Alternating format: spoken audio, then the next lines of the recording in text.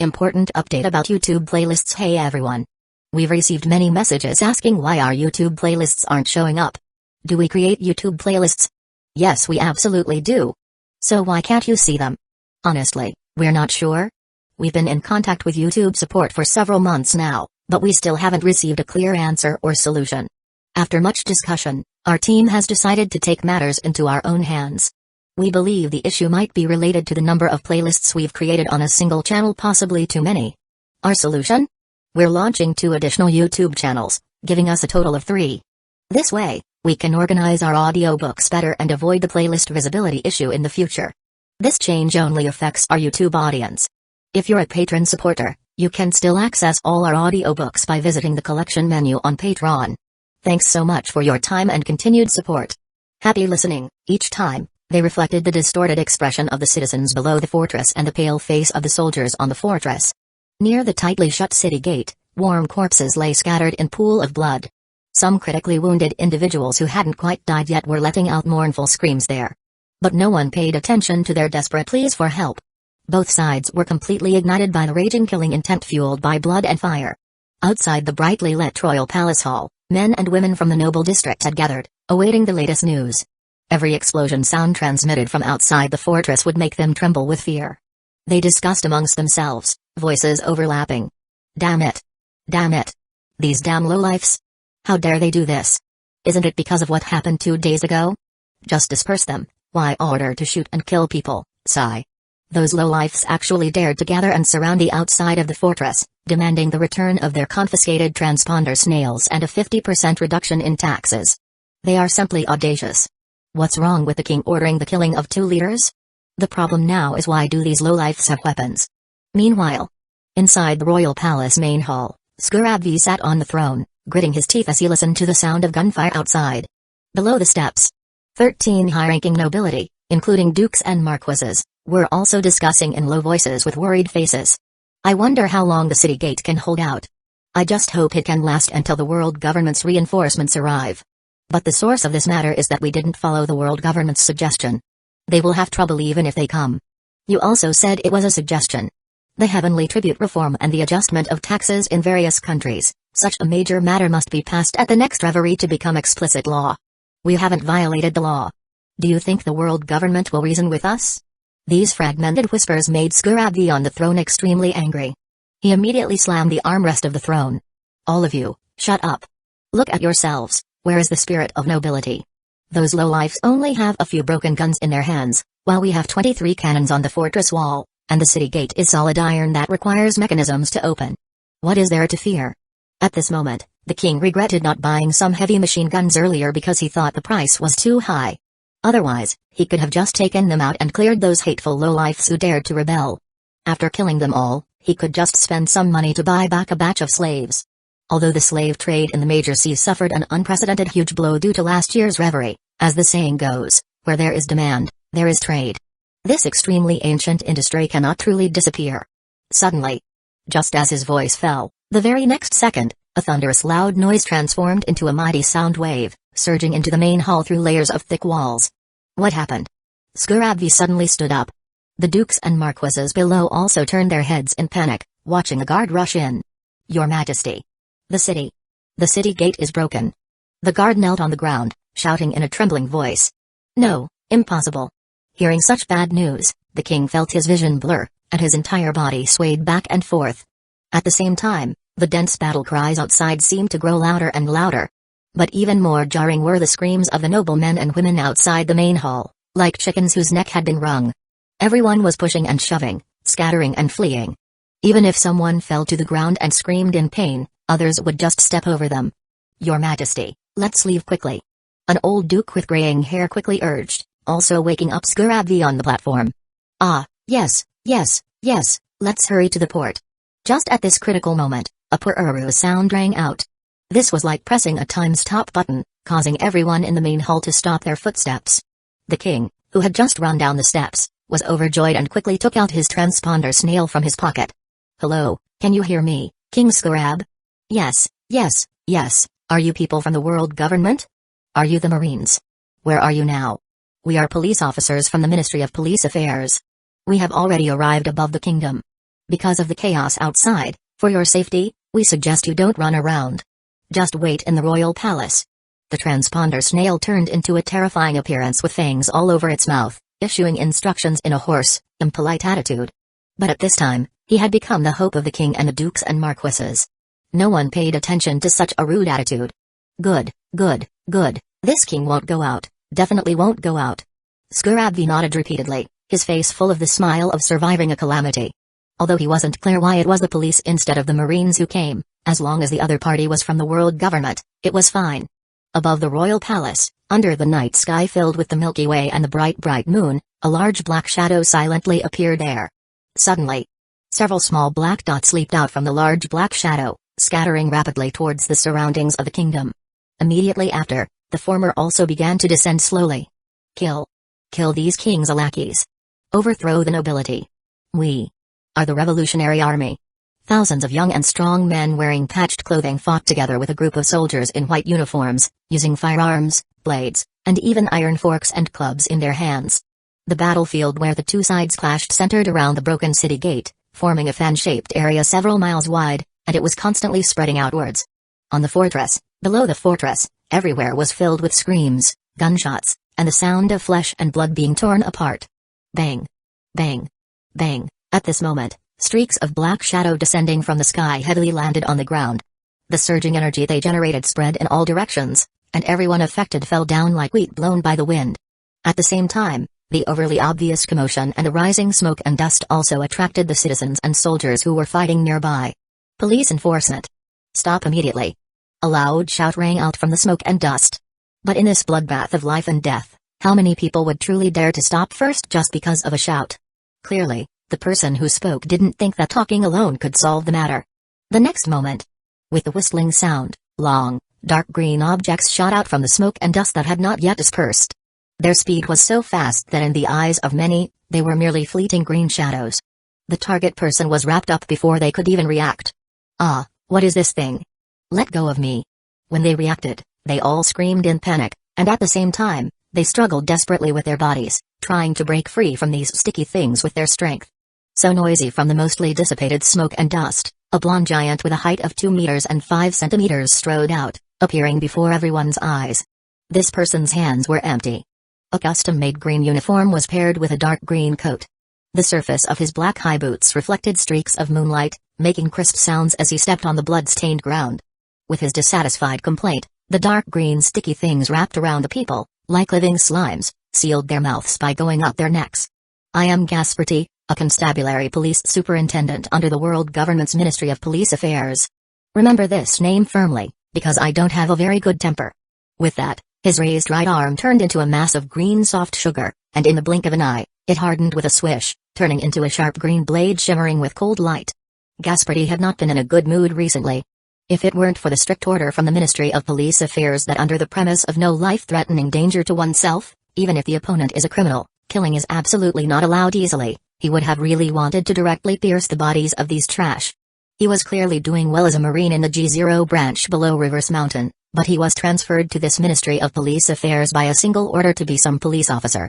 Although police superintendent corresponds to military officer, field grade, which should be considered a promotion, his dream was to become a high-ranking Marine admiral. How could this make him happy? Meanwhile, in another part of the battlefield, large numbers of citizens and soldiers appeared dizzy and swayed back and forth in a hazy mist, collapsing to the ground, then sleeping soundly with red faces. Hiss. This wonderful smell of alcohol is truly unforgettable. Hello everyone, I am Buck, a constabulary from the Ministry of Police Affairs. My police rank is Senior Inspector. I wish you all a pleasant sleep tonight, and be sure to have another drink when you wake up tomorrow morning. It turned out that he was the son of Dr. Wolf from the Academy of Sciences Submarine Research Institute, the special Parimsha-type drunk fruit ability user. However, Buck's action of standing in the center of a group of unconscious people and introducing himself was truly somewhat bizarre. Boom, a dark red air current, like a tsunami wave, swept over from Buck's left side. The fighting parties affected along the way fell to the ground one after another with white eyes, covering 2/3 of the battlefield. In the blink of an eye, the entire kingdom fell silent. The soldiers and rioting citizens on the edge were also scared stiff, staring blankly at the bloody ground paved with human bodies before them. The moonlight shone down, appearing so eerie. Is this Conqueror's hockey? How amazing! Buck clicked his tongue in admiration. Gaspardi on the other side snorted coldly. Charlotte Gadakuri, huh? Just a son of a pirate. Gaspardi felt that Charlotte Gadakuri should not have been directly granted the rank of senior police superintendent, military colonel. Although the other party's strength was indeed strong, it was still the same point. He had a pirate origin. And he himself was a genuine Navy second generation. Just at this moment, a series of rapid and dense footsteps came from far to near. Charlotte Gadakuri, also wearing a dark green coat, looked towards the city gate. A group of police officers in green uniforms, with 2 handcuffs hanging from their waist, rushed into the royal palace. Without waiting for anyone's order, they immediately began collecting the weapons on the ground and detaining the citizens and soldiers who had not fallen unconscious. Hey, what are you doing? I'm a guard of this kingdom. Arrest these rioters, they are the criminals. The soldiers of the royal guard, seeing that they were also about to be arrested, immediately shouted in dissatisfaction. But the police officers didn't waste any words. When they encountered resistance, they raised their gun stocks and smashed them down hard. When these soldiers cried out in pain and begged for mercy, they were handcuffed. At this time, Charlotte Gadakuri, leading a dozen police officers behind him, walked into the royal palace main hall with his long legs, and met the king and the dukes and marquises who were waiting obediently. You're finally here. That's great. How's the situation outside now? This king seems to hear no more commotion. Scurabvi quickly stepped forward to greet them, asking with a joyful smile. I am Senior Police Superintendent Charlotte Gadakuri from the Ministry of Police Affairs Military Police Bureau. I have been ordered by Minister Dragon to come here to maintain public order, investigate this riot incident, and arrest the relevant law violators. This is my police ID. Charlotte Gadakuri's attitude was completely businesslike. He directly took out his document and showed it to the king. Okay, thank you for your trouble. Scurabvi nodded repeatedly. He had been scared by the rioters outside tonight and didn't care about maintaining the dignity of a king of a country. First, the riot outside has been suppressed by us. Next, please tell us the information you have. While Charlotte Gadakuri was communicating with the king, Buck and Gaspardi outside the royal palace were also cooperating with ordinary police officers to interrogate the rioters and soldiers. 3 hours later, Dragon in Sabati Archipelago received a transponder snail call from Charlotte Gadakuri in his office. Gadakuri, how's the situation? The Minister of Police Affairs was looking down and processing documents while talking to the transponder snail on the edge of his desk. The riot has been resolved. The main reason was that Scurabvi ordered the shooting of 2 leaders who were gathering for a demonstration. These citizens' demands were the return of their confiscated transponder snails and the cancellation of the allocated heavenly tribute according to the world government's suggestion, paying the heavenly tribute from the normal total citizen tax revenue instead. Dragon stopped his pen after hearing this, raised his head to look at the transponder snail, and asked in a deep voice. Then how did you handle it? Arrested Scurabvi and all nobility above the rank of Marquis for the crime of disrespecting the world government, and escorted them to an ICE lobby to await trial by the Supreme Court. Dragon was very satisfied after hearing this. Although the law was improving now, it did not yet involve the king's authority within his own country. In other words, a king executing his own citizens was not a crime. But if he disregarded the world government's suggestion, it could be considered disrespecting the world government, which is equivalent to disrespecting the world nobles, the celestial dragons. This matter could be big or small, entirely depending on whether the world government decided to be serious about it. Does it seem unreasonable? Then it's correct. The world government's rule over the past 900 years has never relied on perfect laws or reason, but on absolute combat power, military power, and influence. In addition, I think there are 3 strange points about this riot. Charlotte Gadakuri on the other end of the transponder snail continued. First, these citizens had a large number of firearms and weapons of unknown origin. Second, these citizens used the name Revolutionary Army. It is said that the first people to bring it up were the 2 leaders who were previously ordered to be shot by the king, but they did not die on the spot. Instead, they died from severe injuries the night after being taken back to the commoner district. Finally, there were no powerhouses who reached the sword master realm among these citizens, yet they directly broke through the 20-centimeter thick solid iron city gate head-on. I observed carefully, and the cut was very smooth. It must have been caused by a powerful slash. After listening, Dragon frowned and muttered the words Revolutionary Army in a low voice. He had a feeling that the main opponent of his Ministry of Police Affairs in the future might be this group of masterminds hidden in the dark. Inciting citizens, using them to overthrow the king and nobility, their means are truly malicious. How many citizens and families will this harm? They must not be let go. Pursue the Revolutionary Army with full force. Chapter 335, The Pavilion Master of the Sword Pavilion.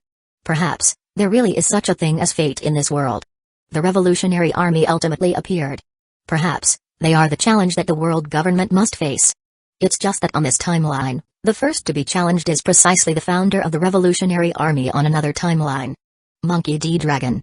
Because this matter didn't cause too much of a stir, and the riot in the Scarab Kingdom was suppressed in time by Charlotte Katakuri and others, he didn't report it further up. Instead, it was handled by the Ministry of Police Affairs. Redline. RL 1557 Demon Slayer World Stargate Base. At this moment, the Army unit, which should have been lining up to enter the biochemical safety station for disinfection, strangely stood to the sides, quietly watching a group of sword wielders, also wearing black uniforms, slowly walk out from the gate. However, most of these people had the characters Demon Slayer written on their backs. They were the Demon Slayer Corps, led by the Yubu Yashiki family and Jane clan, including over 20 swordsmiths who forged niche iron blades and over 10 medical personnel from the Butterfly Dance Group. There were also hundreds of logistics personnel from the Kikuchi. Although these people didn't have any talent as swordsmen or other special abilities, most of them were family members or relatives of Demon Slayer Corps members. As a result, the number of people in this group reached a scale of 1,000. It was also the first time the world government had introduced so many other worlders. It's worth mentioning that there were also 3 beings who were not human, following along in the crowd with expressionless faces under the subtle gazes of the surrounding Hashira. Tamayo, Yashiro, and Nezuko Kamado, who was being held by Tanjiro's hand. Previously, due to his special annotation, the cipher Paul, under the order of the 5 elders, displayed extremely excellent efficiency. They quickly found the hiding place of the former 2 in Asakusa City. Although Yashiro's blood demon art had the ability to create visual illusions, mere illusions could not block the wide-range perception of observation haki at all. Furthermore, the combat power of the 2 wasn't very strong either. At first, Tamayo and Yashiro thought they had been found by the Demon Slayer Corps, and their hearts were even prepared for the resolve to go to the Pure Land. It was just that Tamayo regretted not having created a prescription that could turn demons back into humans, and even more so, not seeing the dame as Nkibutsuji was completely killed. Later, after explanations from relevant personnel, they went through the psychological process of shock to acceptance.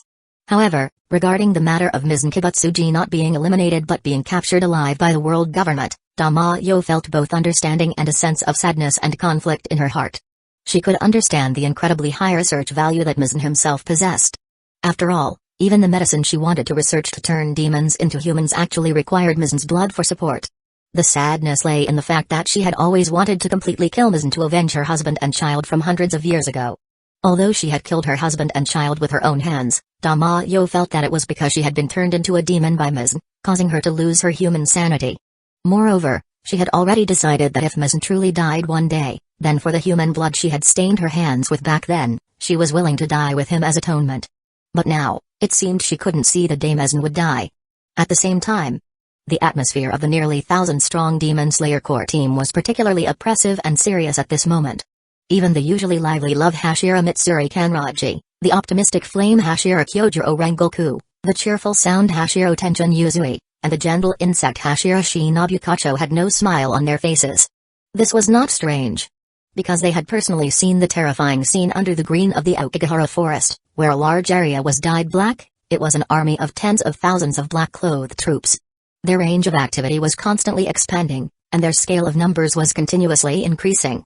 From that place called the Stargate Base, they continuously poured into Japan's territory like an endless black river. That was definitely an invasion, and an invasion from another world. Yet, they brushed past these other world armies, passed through that incredible glowing Stargate, came to the other side's world, and joined them. The feeling within this was indeed somewhat complex. Crucially, Mizn Kibutsuji and the 12 Kizuki were gone. The meaning of the Demon Slayer Corps existence had already disappeared, and coupled with the Demon Slayer Corps traditional rule of absolutely not killing people. Logically, the Demon Slayer Corps should have disbanded on the spot and integrated into various fields of Japanese society, or even fought to the death against the world government's invading army. After all, if the Demon Slayer Corps was gone, the rules about not killing people would naturally also be gone. But in the end, they still couldn't resist the various good things and temptations of the other world. Mainly, Crocodile's desert treasure blade in Hikoji City was too ruthless. Everyone who saw that huge crack couldn't muster the slightest thought of resistance. And this was just the strength of a vice admiral.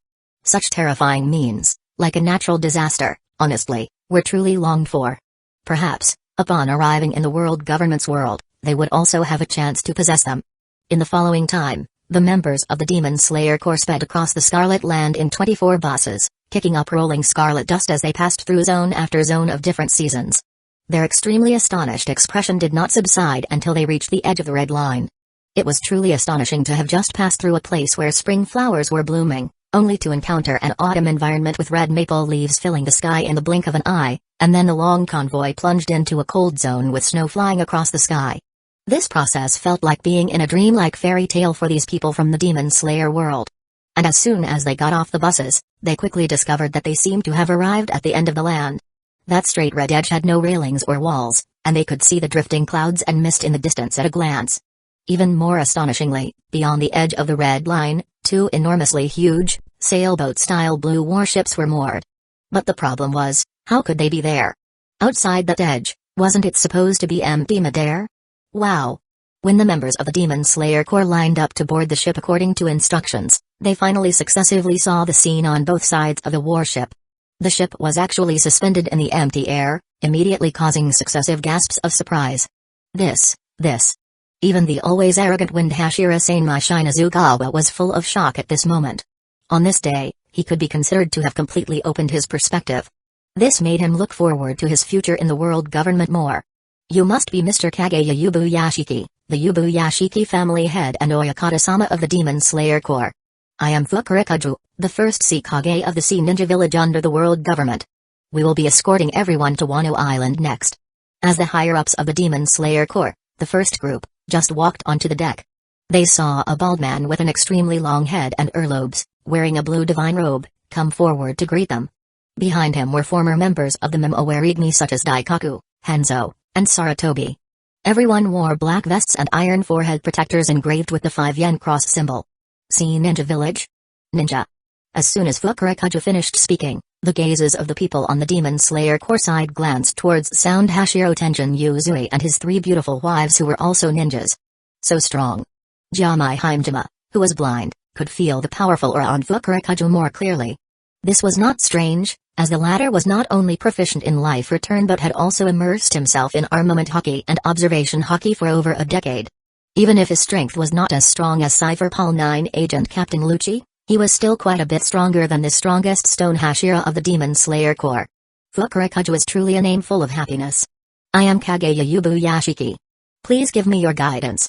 Please give me your guidance as well. After a round of mutual greetings, Fukurekaju led them to the meeting room inside the cabin. Because there were still groups coming up, the deck would become noisy soon and was not a good place to talk business. Soon. Kageya Yubuyashiki, Amon, and their 5 children, the 9 current Demon Slayer Corps Hashira, former Water Hashira Sakanji Yorakadaki, Damayo, Yashiro, and others took their seats. Fukurekaju cleared his throat lightly. Now I need to briefly explain the arrangements for everyone. First, the Yubuyashiki and Jing clans will settle in the flower capital. 2 manors have already been prepared there. Others will also receive suitable residences according to the number of people. The swordsmen of the Demon Slayer Corps will be assigned to the Sword Pavilion. The Sword Pavilion is an organization for collecting, organizing, and innovating various swordsmanship techniques, as well as training, cultivating, and managing various swordsmen. The current pavilion master is the incredibly noble Saint Mihawk. As the name Saint Mihawk appeared, the hearts of the Demon Slayer Corps members grew heavy. As early as when they were in the Demon Slayer world, they had already learned about the various common sense of the Sea Star world from the relevant officials of the Otherworld Strategy Committee. Naturally, they also knew what kind of existence the Celestial Dragons were. Also, this Saint Mihawk is a very powerful sword master. If any of you have the chance to receive some guidance from him, I believe you will definitely benefit greatly. Fukurekaju let out a light chuckle. He understood very well how much these swordsmen longed to improve their swordsmanship. As expected. Sanmai Shinazugawa, Obanayaguro, Kyojiro Rengoku, Muichiro Takido, and others all revealed excited expressions full of anticipation. Of course, being assigned to the Sword Pavilion doesn't mean you can't join other departments. The Sword Pavilion merely oversees the Sword Dao under the world government. According to the news I've received, most of the Demon Slayer Corps swordsmen will be assigned to the Ministry of Police Affairs under the Judiciary, which means becoming a police officer responsible for maintaining public order in various islands. After everyone finishes their business on Wano Island, they will need to take a flying warship again to head to the Sabati Archipelago to report. After hearing this, the Demon Slayer Corps Hashir looked at each other. Police, of course they knew what that was. The reason I said most is because if anyone among you doesn't want to be a police officer and wants to participate more in the world government's other world conquests, you can also apply to join the military at the Sword Pavilion. As soon as Fukurokawa finished speaking, they saw the twinned Hashira Sanmai Shinazugawa asked. Can we get better training in the army? I'm not sure about that, but since it's the army, the requirements for combat power are definitely higher than for police, and it should offer more advantages in terms of improving strength. Then I want to join the military. Fukurokawa smiled and nodded in agreement, saying, of course you can.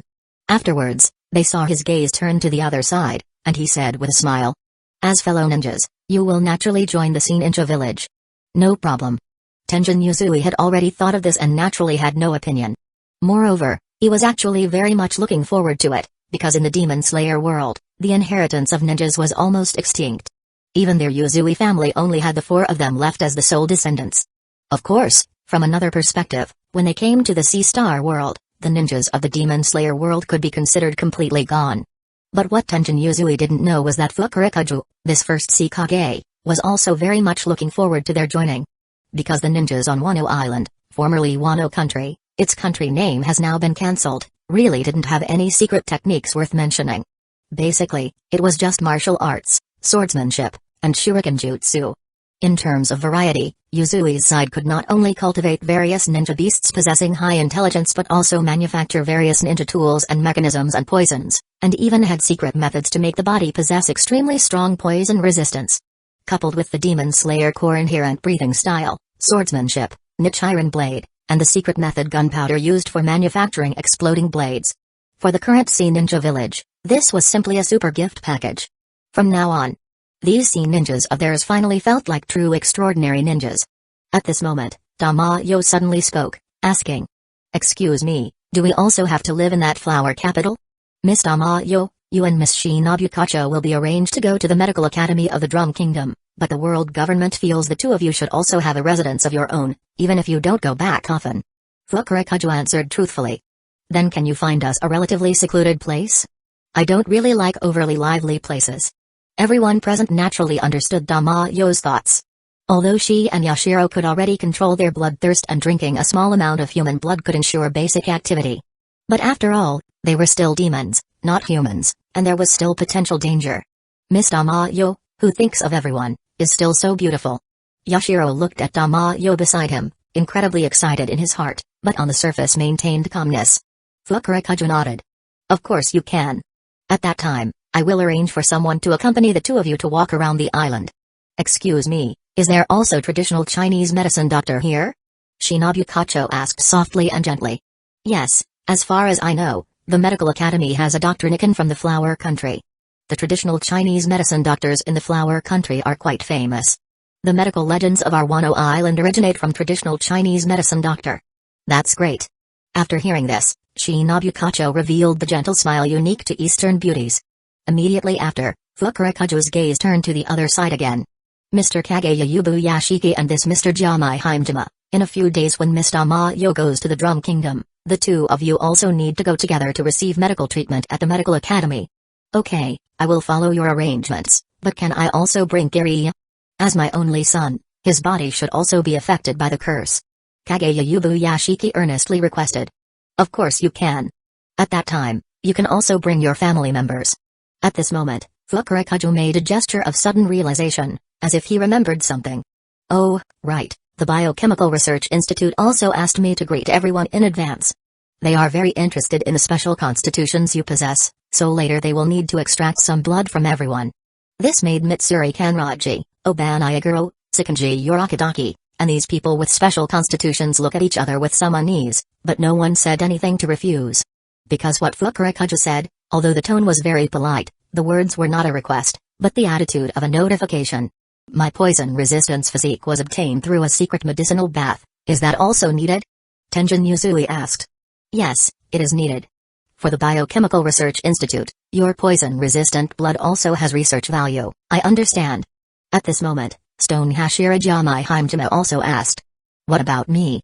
Although on the surface he doesn't seem to have any special abilities, at most, his mental power is relatively strong, but for a person from the Demon Slayer world, a height of 2 meters 20 and strength far exceeding that of the Love Hashira and Sound Hashira could actually also be considered a special constitution. Sorry, you are not on the list given to me by the Biochemical Research Institute. After hearing this, Jamai Heimtama also just nodded. Thinking about it, it makes sense. Along the way, they had already seen many people over 2 meters, even people 3, 4, or 5 meters tall. This little bit of physique he has really doesn't count for much in the world. After finishing the main business, Fukuroka stood up from his chair. Chapter 336, The Great Civilization That Doesn't Exist. The arrival of the Demon Slayer Corps brought him great pleasure, as it made the Sea Star world more lively. As the world's sphere leader, his expectation for the future of this world was to build it into the core of the myriad worlds, a diverse and colorful core world where 100 flowers bloom. These 4 sisters who look almost identical are quite suitable to be maids. On the virtual image in midair, photos of Yubu Yashiki, Jingu, important characters of the Demon Slayer Corps, Tamayo, Yashiro, and others were displayed. Of course, Im had maids now, and many of them, but as a transmigrator, he still wanted some special individuals. This was a very normal kind of collection habit. Speaking of which, according to the promise with King Yama, it's time to send some souls of Demon Slayer world people over. Im was satisfied with this transaction, because through it, he himself gained a way to continue improving his strength, and all he had to pay was the lives of some other worlders and the ownership of that other world soul domain. The world government currently had no ability to interfere with the soul domain. As for the future, that could be discussed later. I'm not sure about the Kabanuri world, but the Demon Slayer world does have a hull with a reincarnation mechanism. However, judging from the souls that pop up from time to time, it's clear there's no professional influence managing it. But what exactly is the curse of the Yubu Yashiki family? Im sat on the empty throne, frowning in thought, and mused. Or is there no curse at all, and it's purely a hereditary disease related to their physique? The reason he considered these things was that any world with a god must be treated with caution. Lord, this is the Nichiren blade that just arrived. Stussy walked into the empty hall holding a silver tray. Im slightly raised his head, his clear, cold gaze focused on the black scabbard katana on the tray. Although Noah's Ark was constantly flying, the world government always had ways to send things over, such as having flying ability users deliver them personally. The next second, as soon as Stussy stood firm below the platform, the blade quickly flew to Im's front under the control of an invisible force, automatically detached from the scabbard, and quietly hovered in the air. Im narrowed his eyes, perceiving the relatively faint golden aura on the Nichiren blade. Is this the energy of sunlight? If this Nichiren blade could be taken to hell, it would likely have considerable killing power against those evil ghosts. Unfortunately, he could currently only rely on the Yamato's strength to freely enter and exit King Inma's hell with his soul. After thinking for a moment, Im still stood up and personally gripped its sword hilt. As expected. After a few breaths, bright silver lightning patterns began to appear on the Nichiren blade's blade. It truly lived up to its reputation as the color-changing blade. Isn't this just my conqueror's hockey? Im examined the patterns on the blade with interest. It was said that the principle behind the Nichiren blade's color change was to reflect the wielder's inner heart onto the blade. Of course, if one had cultivated a certain breathing style, the corresponding color of that breathing style would take priority over the inner characteristics. Next, he began to increase the force of his grip on the blade. As this process continued, Im could clearly feel the blade's temperature rapidly rising, and its color was also quickly turning red. Soon, it transformed before his eyes into a katana that glowed with high temperature as if it had been burned red. This was the evolved form of the Nichiren blade, the Crimson Blade. The key to this was human body temperature. People of the Demon Slayer Corps use total concentration breathing to accelerate blood flow and heartbeat frequency, raising their body temperature and heating their blood, thereby maximizing the muscle strength of the human body. Based on the unique physique of the Demon Slayer world people. At this time, their bodies, with a body temperature above 39 degrees Celsius and a pulse frequency exceeding 200 beats per minute, would have a chance to awaken the Demon Slayer mark, further enhancing their physical motor functions. Their grip strength would also greatly increase, naturally causing the Nichiren blade in their hand to turn into a crimson blade. In Im's perception, the faint golden aura on the blade became more obvious, meaning the sunlight energy became denser. I'm very curious, where is your limit? His mouth slightly curled up, and the wrist holding the blade continued to solidify. At the same time, this already red crimson blade actually began to emit an even more scorching aura. Oh. A moment later, the sword hilt was gripped by him to the point of making creaking sounds, as if it were wailing in pain. This made him stop increasing the force. At this moment, the crimson blade's blade was wrapped in a layer of gold and red intertwined aura. It seemed this was the strongest form of the Nichiren blade. He now really wanted to find Mizunkibutsuji and try it out, to see if this blade had any effect on him. Because according to Im's memory, ordinary crimson blades also had no effect on Mizun's infinite regeneration. It seems the reason Yoriichi Tsujikuni was able to inflict injuries on Mizun that couldn't heal back then might be that he brought the niche iron blade's temperature close to this form, or perhaps sun breathing had some amplification effect on the niche iron blade. However, for this form of the niche iron blade, should I give it a name? Just as Im began to consider a name, Stussy below the platform and a Kuja guard standing on both sides were all looking at the niche iron blade in his hand with astonishment. The aura radiance emanating from the blade reminded them subconsciously of the midday sunlight, except it wasn't as dazzling as the sun, making it impossible to look at directly. Let's call it Blazing Blade, the blade of radiant flame. Im made the decision and also decided to keep such a niche iron blade in his collection. It was best to have a weapon with strong sunlight strength prepared. After all, in the future multiverse, there would definitely be existences with darkness attributes. However, Blazing Blade was just the name for this form. As the niche iron blade became popular in the Sea Star world, more and more blazing blades would definitely appear. He remembered that the niche iron blade sunlight aura would increase with the increased content of scarlet crimson ore and scarlet iron sand, just like stone Hashira Jamai Heimjama's chain hammer and chain axe. Stussy, issue an order to forge me a niche iron blade with the content reaching its limit of scarlet crimson ore and scarlet iron sand. Im felt that his niche iron blade should be the best niche iron blade, so he could give it a better, exclusive name. After speaking, he directly released the niche iron blade in his hand, waited for it to return to its original form before inserting it back into the sword hilt, and then sent it back to the tray in Stussy's hand through the air. Yes, Lord. Stussy responded respectfully and quickly walked out of the main hall to notify the world government. Im slowly sat back on the empty throne. Speaking of scarlet crimson ore and scarlet iron sand, he thought of the peculiarities of the Demon Slayer world. According to the content reported by the 5 elders, the swordsmiths of the Demon Slayer Corps said that these two minerals containing sun essence came from a place called 7-Star Mountain on the opposite continent. Of course, according to their tradition, it was renamed Sun Mountain. Im looked at the relevant map and was surprised to find that this Sun Mountain was exactly the position of a place called North Pole Village in his previous life. North Pole Village was a famous tourist attraction in his previous life, known as the city that never sleeps, and was the best observation point for viewing the aurora. Similarly, around the summer solstice each year, it was almost daylight for 24 hours a day. The Demon Slayer Corps would purchase scarlet crimson ore and scarlet iron sand from sea merchants during this season. However, what surprised him the most was not this 7-Star Mountain and North Pole Village, but the fact that there was no such civilization on the Asia continent of the Demon Slayer world. If you ask if it's reasonable or not, just look at the synopsis. In this regard, I am simply unreasonable. If it's not there, it's not there. Chapter 337, The Blue Demon and Red Demon of Little Garden. Roar. Roar.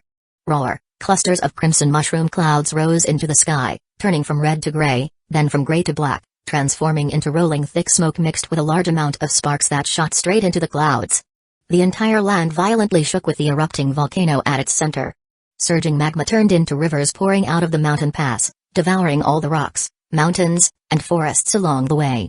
The birds and beasts in the sea of trees shrieked in terror, desperately fleeing towards the distance. It was as if doomsday had arrived. However, these birds and beasts were not the common animals found outside. Instead, they were pterodactyls with wingspans of over 12 meters, and enormous Brachiosaurus, Stegosaurus, Tarbosaurus, Spinosaurus, and Ankylosaurus. These dinosaurs, large and small, seemingly from different eras, were all gathered on this large, wild island. Outside, it was called the Ancient Island, but here, it was named Little Garden. Yes. Little Garden, a name that sounded very cute. Just then, heavy footsteps, like drum sound, grew louder and closer from the east and west. 2 armored giants, estimated to be over 20 meters tall, were seen approaching. It should be noted that the tallest dinosaur, the Brachiosaurus, was only between 12 and 16 meters tall. Perhaps. To these 2 giants wielding a great sword and a giant axe, this island truly was just a little garden. They were the 2 captains of the giant warrior pirates, famous throughout the 4 seas 80 years ago. The giant with a great sword in his right hand, a round shield in his left, wearing a straw hat helmet, a blue cape, and a long beard, was the Blue Demon Dory. The giant holding a shield in his left hand, an axe in his right hand, wearing a horned helmet, also draped in a blue cape, and with a full brown-yellow beard, was the Red Demon Brogy. 77 years ago, the giant warrior pirates came to this ancient island, and each of them captured 1,000-meter class sea kings. Due to a question from a little girl at the time, They began arguing over whose prey was bigger, and since then, they had been dueling on this island. They even said that only the one who survived could return to their hometown, and they also made a promise to engage in combat whenever the volcano in the center of the island erupted. And that volcano erupted twice a day. This meant that Dory and Brogy had dueled here over 56,000 times, but they had yet to determine a winner, always ending in a draw. But strangely, the volcano was erupting now, yet the two did not immediately start fighting upon meeting as they usually did. Instead, they gathered in the middle and started talking. Did you feel it? Of course. This increasingly strong sense of oppression, even without seeing them, I can feel their strength. Their expressions were solemn as they stood shoulder to shoulder, facing the blue sky in the east where nothing had appeared yet. Dory asked in a deep voice. What do you think it could be? Brogy pursed his lips and replied. Maybe the king of Elbaf is coming to find us? The truth was, the two had been on this little garden for nearly 80 years. Considering their lifespan, the human powerhouses who competed with them on the sea back then, even if they were still alive, couldn't possibly possess the aura that could bring them nervousness while still out of sight. Thus, with the rolling thick smoke from the volcanic eruption and the flowing magma as their backdrop, they waited quietly for about half an hour before finally seeing a black shadow slowly approaching in their line of sight. They're here. Dory and Brogy simultaneously thought in unison, a tacit understanding between them. Wang, suddenly, a humming, ancient, and high-pitched musical sound, like the striking of a bell, descended from the high altitude in the distance across the entire ancient island, carrying a vast and majestic aura. Following the music was a chanting song, like a religious hymn. The lyrics were unclear, or perhaps it had no lyrics, but it was so grand, magnificent, solemn, and shocking. It made Dory and Brogy feel a strong sense of the sacred. At the same time, the giant beasts and dinosaurs on the island, and even the erupting volcano, seemed to quiet down, until a vast shadow, layer by layer, swept in from the sea, instantly covering most of the zone of this little garden. The two former captains of the giant warrior pirates stared dumbfounded at the incredibly huge white ship above their heads, a giant ship that blocked out the sun and sky. World government. The two could naturally recognize the celestial dragon hoof mark on the bow of the Noah's Ark and the golden world government emblems on both sides. Be careful, someone is coming down from above. Dory quickly reminded Brogy. In fact, Brogy had already noticed the three figures flying down from the giant ship the moment he saw it, so Dory didn't need to say anything. However, due to the height, it was difficult to see clearly with the naked eye. But as the figures descended at an extremely fast speed, the two immediately realized they were three members of the giant race, clad in golden armor, wielding golden giant weapons, and with white cloaks fluttering behind them. However, the presence of faceplates prevented them from seeing the appearance of these three fellow giants, and the blood-colored markings on their armor and weapons also gave them a strange sense of déjà vu. Not long after, with three deafening loud noises, the three golden giants finally landed on the ground of Little Garden, causing large areas of the ground to crack and kicking up a large amount of surging dust. Such a fierce entrance made Dory and Brogy become wary, and the great sword and giant axe in their hands began to gather power, ready to strike. In their memories, there were no members of the giant race who had joined the world government. Captain Dory. Captain Brogy. But when two familiar calls reached their ears, their wary expressions immediately froze. Immediately after, two of the three golden giants lifted the golden faceplates attached to their helmets, then ran towards them with extreme excitement, continuously shouting their names. This instantly destroyed the nervousness that had just been built up. Kashi. Oimo. Dory and Brogy recognized them almost simultaneously, appearing very surprised. After all, they were old subordinates they hadn't seen for so many years. Woo-wah-woo, we finally see you, captains. Yeah, this is great, you're still alive. Kashi hugged Dory, and Oimo hugged Brogy, both so excited that tears streamed down their faces, even developing into loud wailing. This left Dory and Brogy looking at each other in confusion. Although they hadn't seen each other for over 80 years, which was a considerably long time even for the giant race. But there was no need to cry like this, right? It took a full 10 minutes or so for Kashi and Oimo to stop their tears and wailing, and they finally began to recount everything that had happened over the years to their two captains. Dory and Brogy were first filled with anger over the deception they had suffered, and then shocked by their joining the world government. You guys. Captain Brogy, actually, before us, Jarnus, Lackwald, and Rons had already joined the giant unit of the Marine headquarters. Kashi, worried about being blamed by the captains, quickly told the story he knew about Sister Carmel and the giant unit. After listening, Dory and Brogy exchanged speechless glances. What could they say? The root of the entire matter was their unauthorized departure from the pirate crew for the sake of a duel, which led to the remaining crewmates being arrested by the Marines and Kashi and Doimo being deceived by Yanai's lobby. What about him? Dory didn't dwell on it further and pointed to the third golden giant who was still standing in the distance. The latter, seeing that he had been mentioned, also lifted his faceplate and walked over. My name is Jaguar D. Sol, but I am not a giant from Elbaf. I currently serve as the commander of the giant god soldiers. Please take care of me. Chapter 338, Giant God Soldiers Commander, Sol. On the deck of Noah's Ark, a pair of golden ripple eyes coldly watched the five giants conversing below, especially Dory and Brogy. As expected of the two captains of the giant warrior pirates, their aura is significantly stronger than Sol's was before.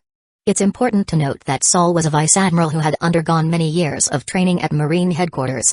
Although he was beaten by Aokiji, who was also a vice admiral, in the manga, his strength was much greater than most of the giant race. Not only was he proficient in the techniques of six powers and skilled in unarmed boxing combat, but he had also immersed himself in armament hockey for decades and had a basic understanding of observation hockey. Unfortunately, his aptitude was limited, meaning his inner will wasn't strong enough, resulting in the quality of his armament hockey being only at the level of an average vice admiral. This was a problem for most of the giant race. However, the hockey aura of the blue ogre Dory and the red ogre Brogy clearly surpassed the level of an average vice admiral. Not to mention, these two also had a combination technique called Hikaku, whose power was comparable to Charlotte Linland's solo special move, Elbaf Spear, Ikaku. This was actually very strong. Below admiral level combat power, it was likely that few people could withstand Hikaku. Oh, right. Excluding barrier fruit ability users. This situation made him once again feel that the manga content could only be used as a reference and not fully believed. In the manga, Galdino, also known as Mr. 3 of Baroque Works, could easily defeat Dory and Brogy. It was simply outrageous. If these two great giant captains were that weak, there wouldn't have been a giant warrior pirates 80 years ago. But the current Sol has been enhanced by me. Im's idea was simple: the commander of the giant god soldiers could only be Sol, who originated from the Marines, just as the future fleet admiral of the army headquarters could only be Sakazuki, not Bullet or Crocodile. This principle goes without saying: those who understand will understand, and those who don't, well, never mind below. In Little Garden, Dory and Brogy felt a noticeable sense of threat as Sol walked towards them. However, in their opinion, as long as they teamed up, there would be no problem. Mr. Dory, Mr. Brogy, besides bringing Kashi and Doimo to see you this time, I also want to invite you two to join the giant god soldiers and protect Lord Saint Nerona together. Sol understood the communication style among giants, which was to avoid beating around the bush as much as possible. Getting straight to the point was the most comfortable way for the other party. Dory sneered. You want us to be guards for a celestial dragon? Brogy snorted. No way. Although they hadn't seen the celestial dragon's behavior with their own eyes, they had heard many rumors and knew they weren't good people. Sol wasn't surprised by their refusal and smiled. Lord Saint Nerona is no ordinary celestial dragon. This lord's demeanor and strength are extraordinary. You'll understand once you meet them later. Before that, how about we have a combat? I believe that for us giant race, using combat for communication is the fastest way to familiarize ourselves with each other. Dory and Brogy exchanged glances, both seeing the ignited fighting intent in the other's eyes. Gaw gaw gaw. Dory threw his head back and laughed loudly, looking at Sol with high spirits. Alright then, I also want to see the strength of you, the giant god soldiers commander. Indeed, we should fight first and then talk. Brogy also agreed wholeheartedly, eagerly gripping the axe handle in his right hand and saying, I'll go first. No, I'll go first. Dory immediately rejected the other's suggestion and shouted. Of course I'll go first. I'm 3 days older than you, I'm the elder brother. Brogy glared back in dissatisfaction, but Dory also widened his eyes and angrily said, I'm 1.3 meters taller than you, so I'm a bit stronger than you. Nonsense, when have you ever beaten me? Well, you haven't beaten me either. Just as the two captains started arguing, Sol helplessly said, You two can decide the order with rock paper scissors. Good idea. This suggestion was approved by the four giants, Dory, Brogy, Kashi, and Doimo. However, 10 minutes later, they still hadn't decided the winner. They had played rock paper scissors dozens of times, and each time they made the exact same hand gesture. This made Sol wonder if these two were messing with him. Damn it, if you just threw rock and I threw paper, we'd have a winner. Dory also became impatient and spat towards Brogy opposite him. Brogy also shouted in dissatisfaction. Don't be ridiculous, then you just win. Alright, how about you two play rock paper scissors against me? Whoever wins first will fight me first. Saul pondered for a moment and came up with this idea. Sure enough, the problem was solved. Brogy won by throwing paper against Saul's rock, but Dory's rock tied with Saul's rock. As a result, Dory could only turn his head away with a look of displeasure. Then he and Kashi and Oimo vacated the court and moved to a distance to watch the combat. How is this Saul's strength? Hearing the captain's question, Kashi awkwardly said. Brother Saul is very strong. Before, Oimo and I couldn't beat him even together, and recently he became an ability user, so he's even stronger. He's an ability user. Dory was very surprised, because few among the giant race were willing to eat devil fruit. They believed more in their giant strength than the combat techniques they had trained for years. Then what system of ability user is he? Oimo quickly replied. Animal system. Animal system. This is troublesome. Dory sighed inwardly. These giant race members, due to their physical build, had considerable reserves of armament hockey. So, if the opponent was a Parimshia system or Logia system, it would be easier to deal with them, even viewing their abilities as flashy acrobatics. But the animal system was different. Animal system devil fruit would comprehensively enhance the already extremely strong physical ability of a giant. After awakening, they could even have nearly infinite life force. Therefore, in Elbaf Kingdom, if a giant wanted to become an ability user, they would also look for an animal system devil fruit. On the other side, Brogy didn't know this, but he firmly believed in the giant axe and round shield in his hands, even if the opponent looked stronger. You go first. Saul first lowered his golden visor, which made his voice sound deeper and more imposing. The next moment, Brogy didn't waste any words. He stomped on the ground beneath him, and his massive body size of 21 meters charged forward like a colossal primeval beast. The giant axe in his hand was wrapped in visible air current, irresistibly cleaving down towards the golden giant before him. The rumbling earthquake sound, combined with the loud noise of the axe blade tearing through the air, was like thunder exploding in the court. And the moment Saul raised his gauntlet, which glowed with black light, to meet the attack, the head-on clash of strength immediately produced a crashing sound like an iron hammer striking a bronze bell, echoing throughout the entire little garden and a Noah's Ark above. In an instant, a surging storm of air current swept across the entire court. The surrounding ground began to sink and shatter layer by layer, and the ancient trees in the distance were even blown up from the ground and danced wildly in the air. With a booming explosion, Brogy couldn't help but retreat, feeling a sharp pain in his hand and a heavy feeling in his chest. But his eyes were wide with surprise as he stared at Saul, whose feet were firmly fixed in place like nails, and who was surrounded by wisps of yellowish-brown clouds and mist. Bang! Bang! Bang! Bang! This wasn't the end. As Saul stomped his foot hard, sharp earth spikes, 4 to 5 meters long, rose from the ground in front of him and extended towards Brogy's position at an extremely fast speed.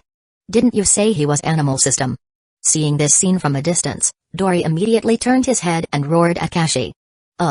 He is indeed animal system, but Brother Saul said it was some form of the animal system human fruit mythical zone? Kashi couldn't remember for a moment, as the name was indeed a bit difficult to remember. Fortunately, Oimo beside him quickly added. It's the Entius form, which has the ability to create things like Earth Spike and Earth Wall. Chapter 339, How do you write the word death? Entius. Dory naturally knew the origin of this name, because in the Sea Star world, myths like those from Norse or Greek mythology were mostly spread from Elbaf. The giant tribe grew up listening to these stories. Legend says Entius was the son of the earth goddess Gaia and the sea god Poseidon. As long as he stood on the ground, he would possess boundless strength and be invincible, even drawing upon the power of the earth to recover his stamina, injuries, and so on. And the mythical zone devil fruit Saul ate seemed to have given him an additional ability to control the earth to a certain extent. Meanwhile, just as Dory was murmuring softly, Brogy had already leapt out a roar and charged forward, swinging the giant axe in his hand horizontally and vertically, unleashing terrifying energy like blade cuts. In an instant, the incoming earth spikes were shattered into piles of broken stones. Roar! Brogy and Saul clashed fiercely once again. Both used armament hockey, hardening their respective axe and shield and gauntlet, dyeing their surfaces with a dark luster that shimmered with metal light. Every clash of axe against fist or shield against fist would erupt with a fierce and loud metal clang. The formidable brute strength unique to giants was transmitted into their respective bodies. Without surprise, Brogy was forced back repeatedly, each step leaving a large crater. His face was filled with unwillingness and anger. For so many years, he had never been suppressed in strength so miserably. But looking at Saul's massive body size, which was estimated to be over 10 meters taller than his own, the gap in strength was obvious. This was the basic effect of a giant tribe member eating a zone-type devil fruit, making their already tall body size even more gigantic.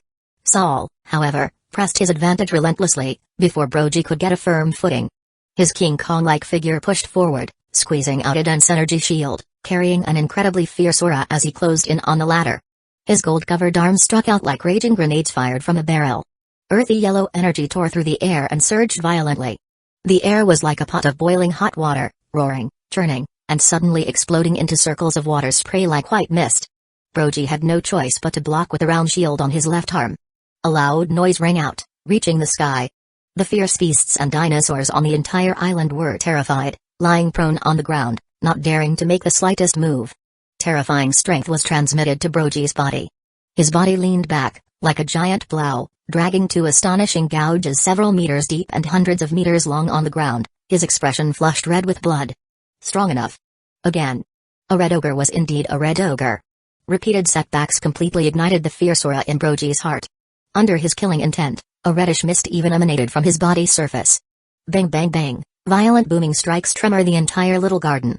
The distant volcano began erupting again, the booming tremor and sky-high smoke and fire, seemingly cheering them on. Fists and axes clashed, countless times. The overflowing air current tremor the ground, leaving it scarred and cracked open. From time to time, various earth guns, earth spikes, and earth pillars struck Brogy all over, constantly depleting the armament hockey on his body surface. It's just like two primordial savage beasts fighting in close combat. Im clicked his tongue in wonder, appreciating the live-action spectacle below. Not far from him, Stussy, Tesoro, Guards, and others were also watching the fierce battle between the giants. For them, this was definitely the most spectacular and impactful combat scene they had ever witnessed. However, this combat was destined not to last long. Saul's current strength was difficult for Brogy alone to resist. If he teamed up with Dory, they might be able to drag it out for some time. But when it came to stamina, probably few people in the whole world could compare to Saul. As long as his body could still touch the ground, he could continuously recover stamina and injuries. If he were to awaken his devil fruit ability in the future, his life force and stamina would be unimaginable. Indeed. As Saul used a powerful palm to swat away the incoming giant axe, then turned his palm into a fist and hammered down, cracking Brogy's horned helmet. The latter's eyes glazed over, and he fell sideways like a mountain, once again smashing the already broken ground. Brogy. Dory, watching from a distance, could no longer hold back. He quickly ran to Brogy's side with heavy, rumbling steps, checking on his situation. I'm fine. Brogy shook his head uncomfortably, but the cracked helmet on his head fell off. Don't worry, I didn't hit hard. After all, we'll be colleagues in the future. Saul, wearing a golden mask, walked over and said in a deep voice. How about it, do you want to engage in combat too, Blue Ogre Dory? Dory supported Brogy and remained silent. He understood clearly that his strength was similar to Brogy's, but he still decided to engage him in combat. Because Elbaf's warriors would not fear or avoid combat just because they couldn't win. Forget it, Dory, don't waste time. However, even though you defeated me, we still won't join that giant god soldiers. Because we still have our own duel unfinished. We just hope you can treat Kashi and Doimo well. Brogy stood up, holding his still dizzy head, and said. This. Hearing this, Saul frowned. But just as he was about to continue persuading, a cold voice suddenly descended from the air. This saint has a way to distinguish who is stronger and who is weaker between you. Almost simultaneously, the 5 giants in the court all looked up and saw the white figure slowly descending with the sky-covering white ship as a backdrop, finally hovering 50 meters high altitude from the ground. Especially Dory and Brogy, when their gaze met that person's eyes, their entire mind felt like it had been hit by a strong earthquake. They felt as if the whole world was spinning in those golden ripples. This made the two instinctively lower their heads, not daring to look directly at that terrifying existence again. But in their observation hockey perception, they suddenly discovered that the aura subtly emanating from this person caused a sky divine dragon bathed in white light and silver lightning to appear in their minds. That kind of hockey that transcended all things, that kind of power that was unique in the whole world, far surpassed the strongest king of Elbaf in their memory. Im's appearance caused Kashi and Doimo to quickly pull down their golden masks and stand behind Saul, strictly adhering to the duty of the giant god soldiers. Blue Ogre Dory, Red Ogre Brogy, you two first jointly unleash your strongest strike at this saint. Afterward, this saint will receive the strongest strike you each unleash individually. Then, I will naturally be qualified to judge who is stronger. Im's words were very clear, and the few people present heard them clearly.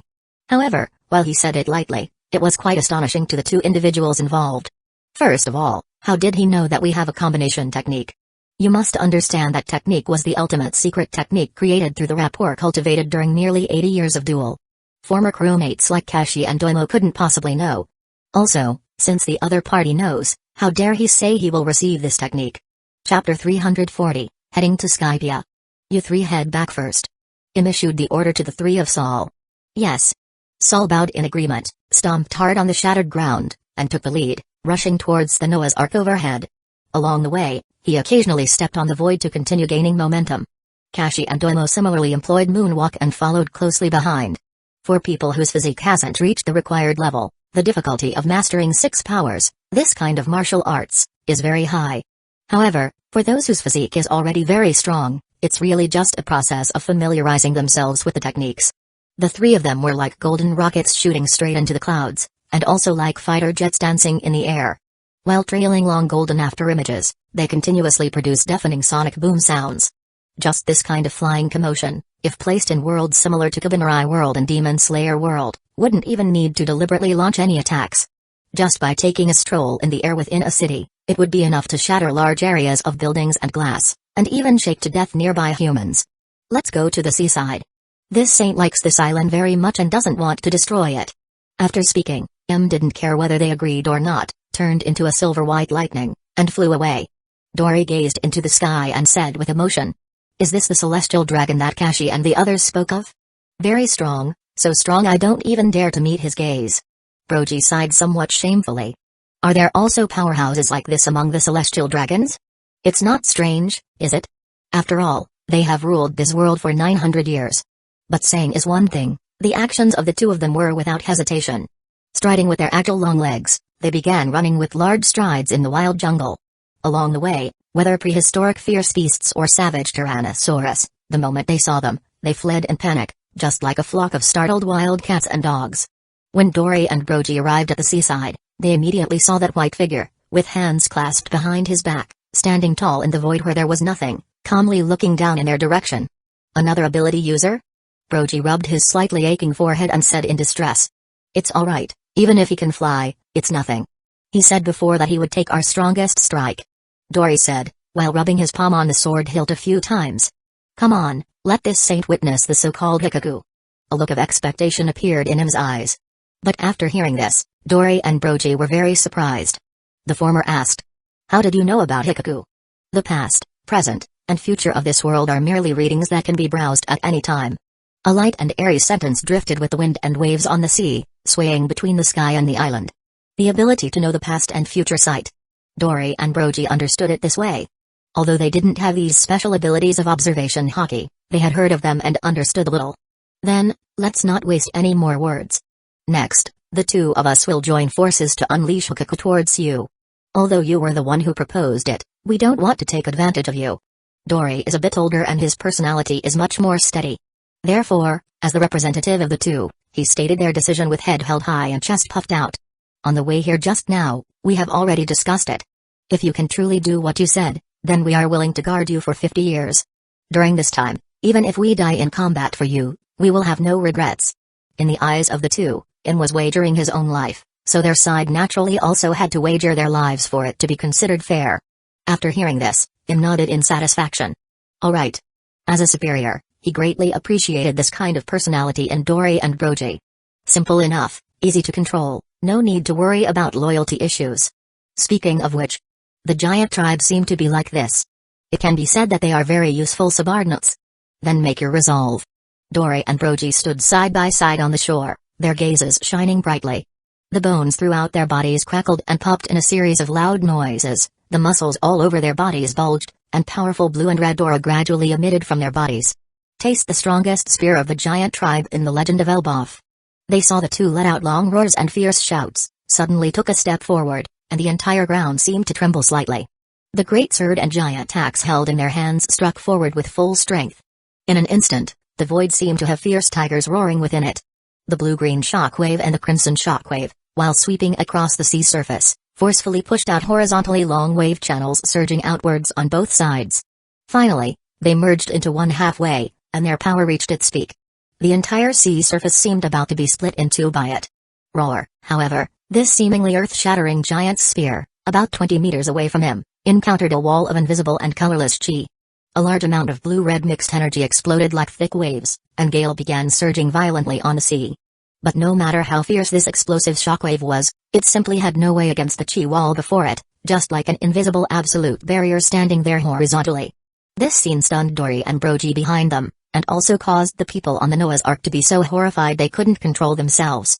Until all the energy of the shockwave completely dissipated, leaving behind a bottomless giant black hole on the sea surface, they finally woke up from their shock. Not bad. This move Hikaku has the level of an admiral. But these two seem unable to unleash a second one. Im saw that the distant Dory and Brogy were already panting heavily, covered in sweat on their somewhat pale expressions, and their arm muscles could be seen clearly twitching. Immediately after, he flew over unhurried, and coldly issued an order from above. If you still have the strength to swing your weapons, then one by one, unleash a slash towards this saint. Who is strong and who is weak will be understand. 10 minutes later, Im had just flown back to the Noah's Ark's deck, which was as wide as a plaza, when he began issuing commands. Kashi, Oimo, go bring Dory and Brogy up. They will also be members of the giant god soldiers from now on. Saul, you are responsible for teaching them 6 powers. Stussy, bring out the armor and weapons prepared for them. Finally, Im looked towards the ship's administrative director, Senior. Notify the world government, tell them to send people over to manage this island. Prohibit anyone from unauthorized landing on the island for hunting. In the future, this little garden can be fully developed into Jurassic Park, and can also produce some dinosaur meat or eggs. It can also be considered a characteristic island of the Sea Star world. Yes, Lord Saint Narona. Senior, the administrative director, respectfully agreed, then respectfully asked. Lord, where will this Noah's Ark head to next? Please issue your instruction. First, return to Jaya Island. Im looked up at the clear blue sky and the few floating clouds. No one knew how excited his heart was now. That was a sky island, a place even his former Imu had never been to. After all, if former Imu had gone there, then there wouldn't have been the later Skypia. We respectfully obey your holy order, Lord Saint Narona. An hour later, when everything was ready, the Noah's Ark began to move slowly.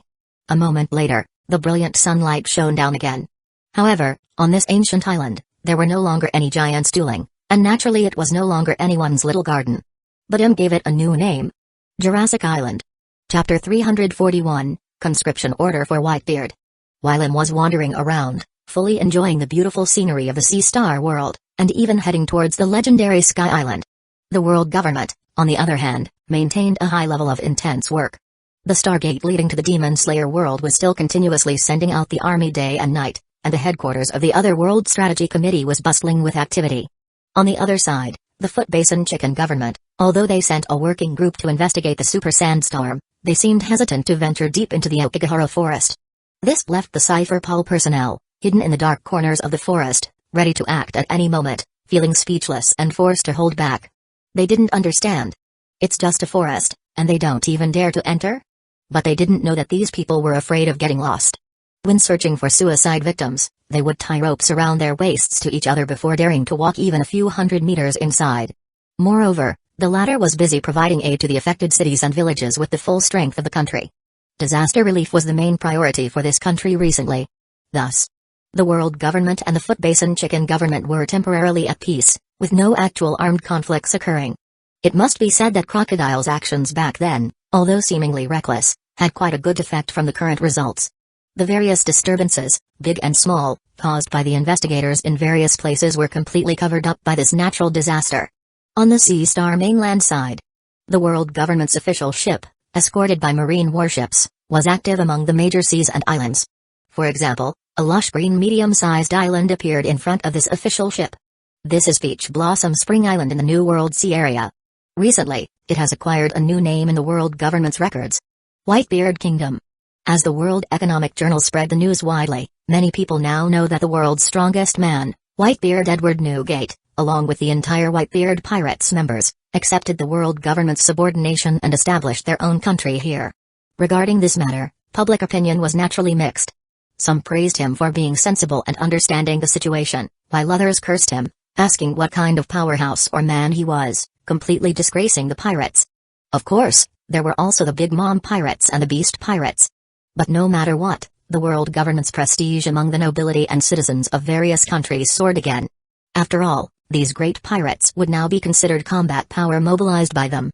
However, the Whitebeard Kingdom was only recently established. Newgate and his sons were busy building the island's infrastructure these days. Naturally, the world government also fulfilled its previous promise and sent a construction team from the construction department to help. These professionals first conducted an exploration of the island's environment and situation, then built 2 qualified docks on the shore, and then brought in ship after ship of various materials and equipment. This directly resulted in the world government's official ship having to wait for a mooring spot to be cleared upon its arrival at the dock. It's really lively. Coulson, whom they hadn't seen in a while, watched the workers around him with great interest, some busy unloading goods, others hurrying by. He really liked this bustling atmosphere. Looking towards the distant hills in several directions, he saw gray and white buildings rising from the bright green grass court, with human shouts and the noise of construction occasionally echoing. He walked inside, observing these scenes, a gentle smile on his face. Isn't that? As Coulson led his people towards the large waterfall in the distance, he saw something very interesting happening in a construction site not far away. It was a black-haired strong man, estimated to be nearly 3.5 meters tall, surrounded by piles of rebar and gray and white cement, with foundation pits dug by the workers in front of him. He saw the man gently lift his thick, black-haired arm. Immediately, a large amount of powdered cement floated up like dust, then visibly turned into steaming slurry at a speed visible to the naked eye, and finally poured into the pits like gray water flow. Immediately after, pieces of rebar floated into the air, piercing into the cement slurry at high speed with a whistling sound. These rebars would automatically bend when needed and could even merge with each other seamlessly. When the rebars were fixed, the cement slurry began to solidify rapidly. This process was dense but not chaotic, orderly, and the scene was quite spectacular. Many workers nearby were excitedly watching this miraculous sight. Repeating this process, the rebar and cement powder became less and less, but the construction site gained buildings and cement streets. Finally, the man clapped his hands together heavily in front of him, then stretched them apart, revealing a mass of reddish, translucent viscous material in front of him.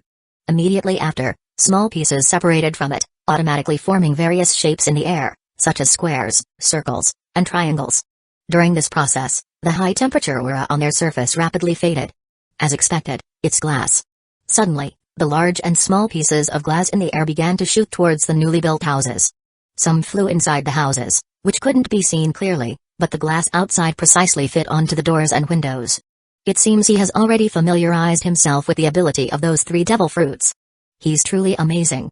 Coulson watched Teach, who had finished his work and was clapping his hands, ready to go eat, a happy smile on his face for him. Then he gave a shake head and continued forward. Teach's work was temporarily over, but his mission was ongoing. But he didn't know how helpless and depressed Teach was feeling at this moment. Next, Coulson, accompanied by 2 attendants, passed through the tunnel behind the waterfall. Many electric lights had been installed here, so it was no longer as dark as before. After passing through the tunnel, as light appeared, what came into the 3 people's view was a green grass court surrounded by white mountain peaks. The grass court was dotted with many exquisite wooden houses, which, combined with the clear blue sky, presented a very beautiful visual effect. The so-called road was just the zone between wooden fences, and the wooden fences were not completely sealed, allowing large lion-like wild beasts, 5 or 6 meters tall with black skin and white manes, to move freely. Those were sphinxes. These seemingly fierce and terrifying giant beasts showed no malice towards Coulson and the 2 attendants who passed by. At most, they would glance over, appearing very docile. Not long after, they arrived at the foot of the White Mountain deeper inside. Here, Coulson saw some relatively familiar figures. Some were cutting thick pieces of timber, while others were building wooden houses, occasionally laughing and cursing at each other. The atmosphere was very joyful and lively. However, there were no construction department workers here.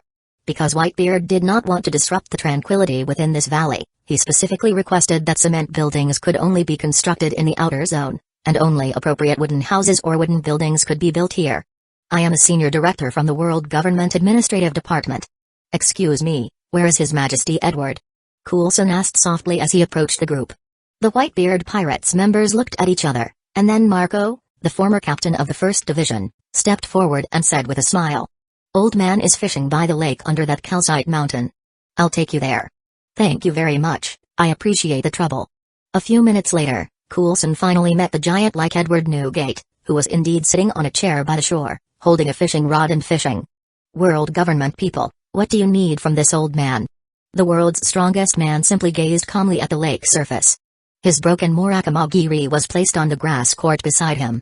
Respected His Majesty Edward, this time I have brought the official letters of appointment for Marco, Jazo, Vista, and others, as well as the conscription order from the command department for you. Hearing Coulson's words, Whitebeard released the fishing rod in his hand and slowly stood up, taking the dozen or so government documents that Marco helped pass to him. He found that the first document was the so-called conscription order. Lead the army to suppress the Demon Slayer world. After reading the content of the order, Edward Newgate was immediately moved, a look of surprise on his face. He hadn't expected that he would have to participate in the War of Conquest in another world so soon. Chapter 342, The Five Elders Plan. Mama. Inside the main castle of the Tato Land Kingdom capital, Whole Cake Island, Charlotte Linland was laughing wildly, her laughter sweeping through the hall like a gale. It was clear she was truly excited, her right hand gripping the conscription order even tighter. However, the audience below was significantly smaller than before, with only management-oriented adult children like Candy Minister Prospero remaining. The reason was simple. Under the world government's order, her second son, Charlotte Gitakuri, and her fifth son, Opera, a cream fruit special Paramsha type ability user, had joined the Ministry of Police Affairs.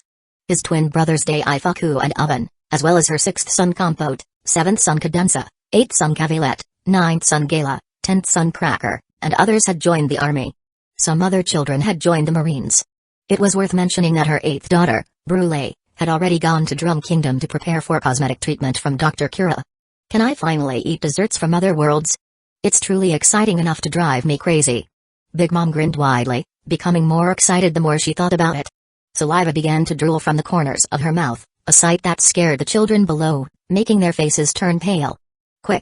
Quickly notify Strayuzn and tell them to bring desserts over immediately, or Mama's craving sickness will act up again.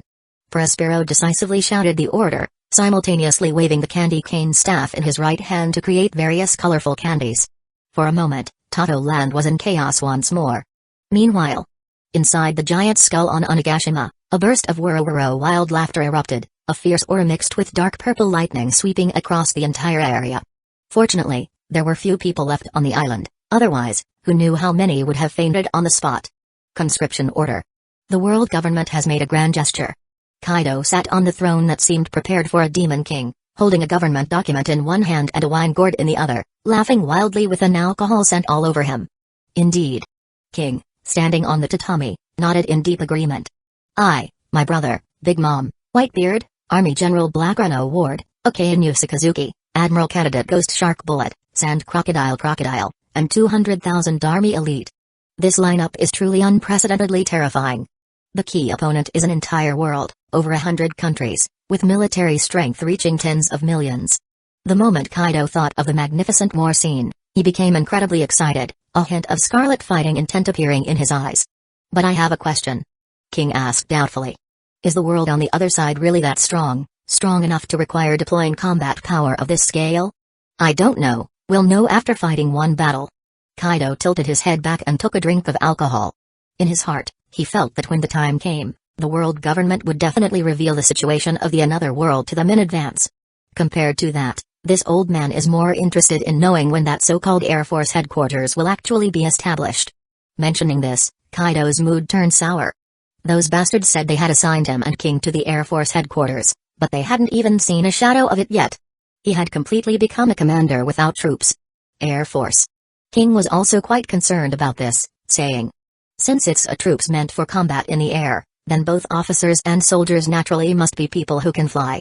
The number of officers isn't large, so that's easier, but where will the world government find so many flying troops? Kaido fell silent after hearing this, because he also couldn't think of any race that could fly besides his little brother's Lunarian tribe, and they would need to be numerous, otherwise, what kind of air force would that be? As for the sky beings in the sky, they were even less suitable. The white wings on their backs were merely decorations, flying was impossible for them. Forget it, I won't think about it anymore. Let them solve such troublesome matters themselves. This old man will just wait for the fighting to start.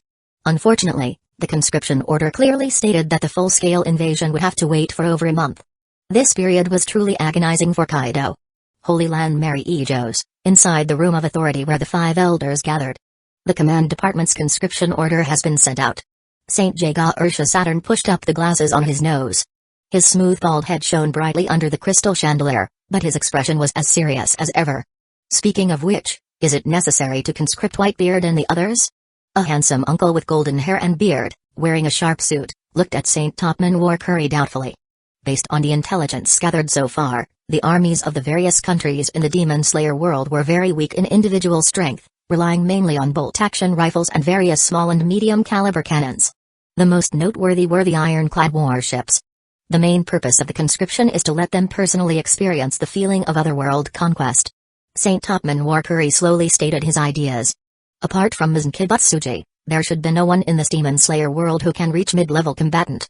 But they have many people, many soldiers, and many countries, which is enough for them to fight to their heart's content.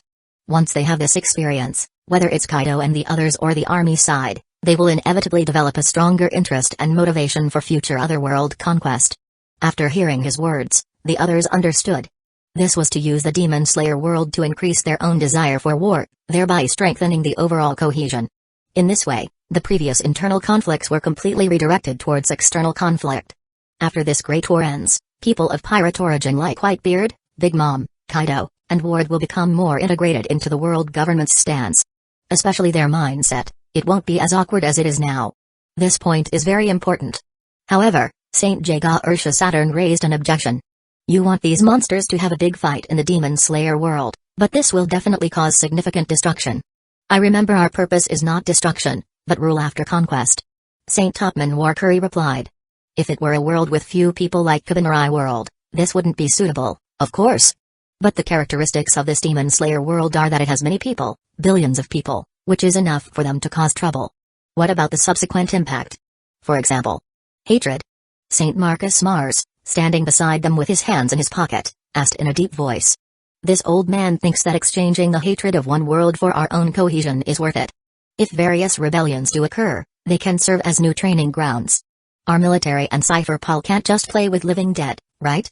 Saint Topman Warcurry turned his face, first glancing at Saint Jaga Ursha Saturn beside him, and then looking at Saint Shepherd Jupiter. That's true. Kabanrai world is suitable for training courage, but real troop training should be combat against armies with wisdom. To monitor 100 countries in one world, we'd best cultivate some local people. Clearly, Saint Jaga Ursha Saturn and Saint Shepherd Jupiter had already agreed with his ideas. Ultimately, they all felt that the world government was fully capable of bearing the hatred and rebellion of the Demon Slayer world. Oh, right, has Vermeil Island, which Lord Imu mentioned, been found? No news yet. Although we have a map that records all islands, and the new world is very small compared to the four seas, it is still a great sea after all, and investigation will take some time. Saint Shepherd Jupiter shook his head helplessly. Saint Topman Warcurry didn't say much more, only urging him. As soon as possible. The plants that can cause animals to evolve supernatural ability IQ, the trees daft green that emit poisonous gas, causing green spots on the skin and degeneration of human body function leading to death if inhaled in large quantities, and the race with influence growing on their arms that can fly freely in the air, no matter which one, they all hold great value for us. Chapter 343, God arrives at Skypia. A gentle summer breeze blew, and trees were full of flowers. Im walked along a path through the woods, observing the various strange animals in the enclosures with great interest. A group of staff members from the area knelt around him. Only a young man serving as a guide followed tremblingly beside him. This was Jaya Island. He wanted to go to Skypia, and the best route was to ascend from above this island. However, since he was already here, he might as well take some time to visit this island with a long history. Nearly 400 years ago, Montana Blank Nolan met the Shandia tribe here and brought the legend of Golden City Shandora back to his hometown kingdom. Unfortunately, when he returned with his fleet, the other half of the island, where Golden City Shandora was located, had completely disappeared. He was ultimately sentenced to death penalty by the king for the crime of deceiving the king and was given the epithet Great Liar. Speaking of which, based on the memories of his previous body, M realized that the culprit behind this incident was actually himself.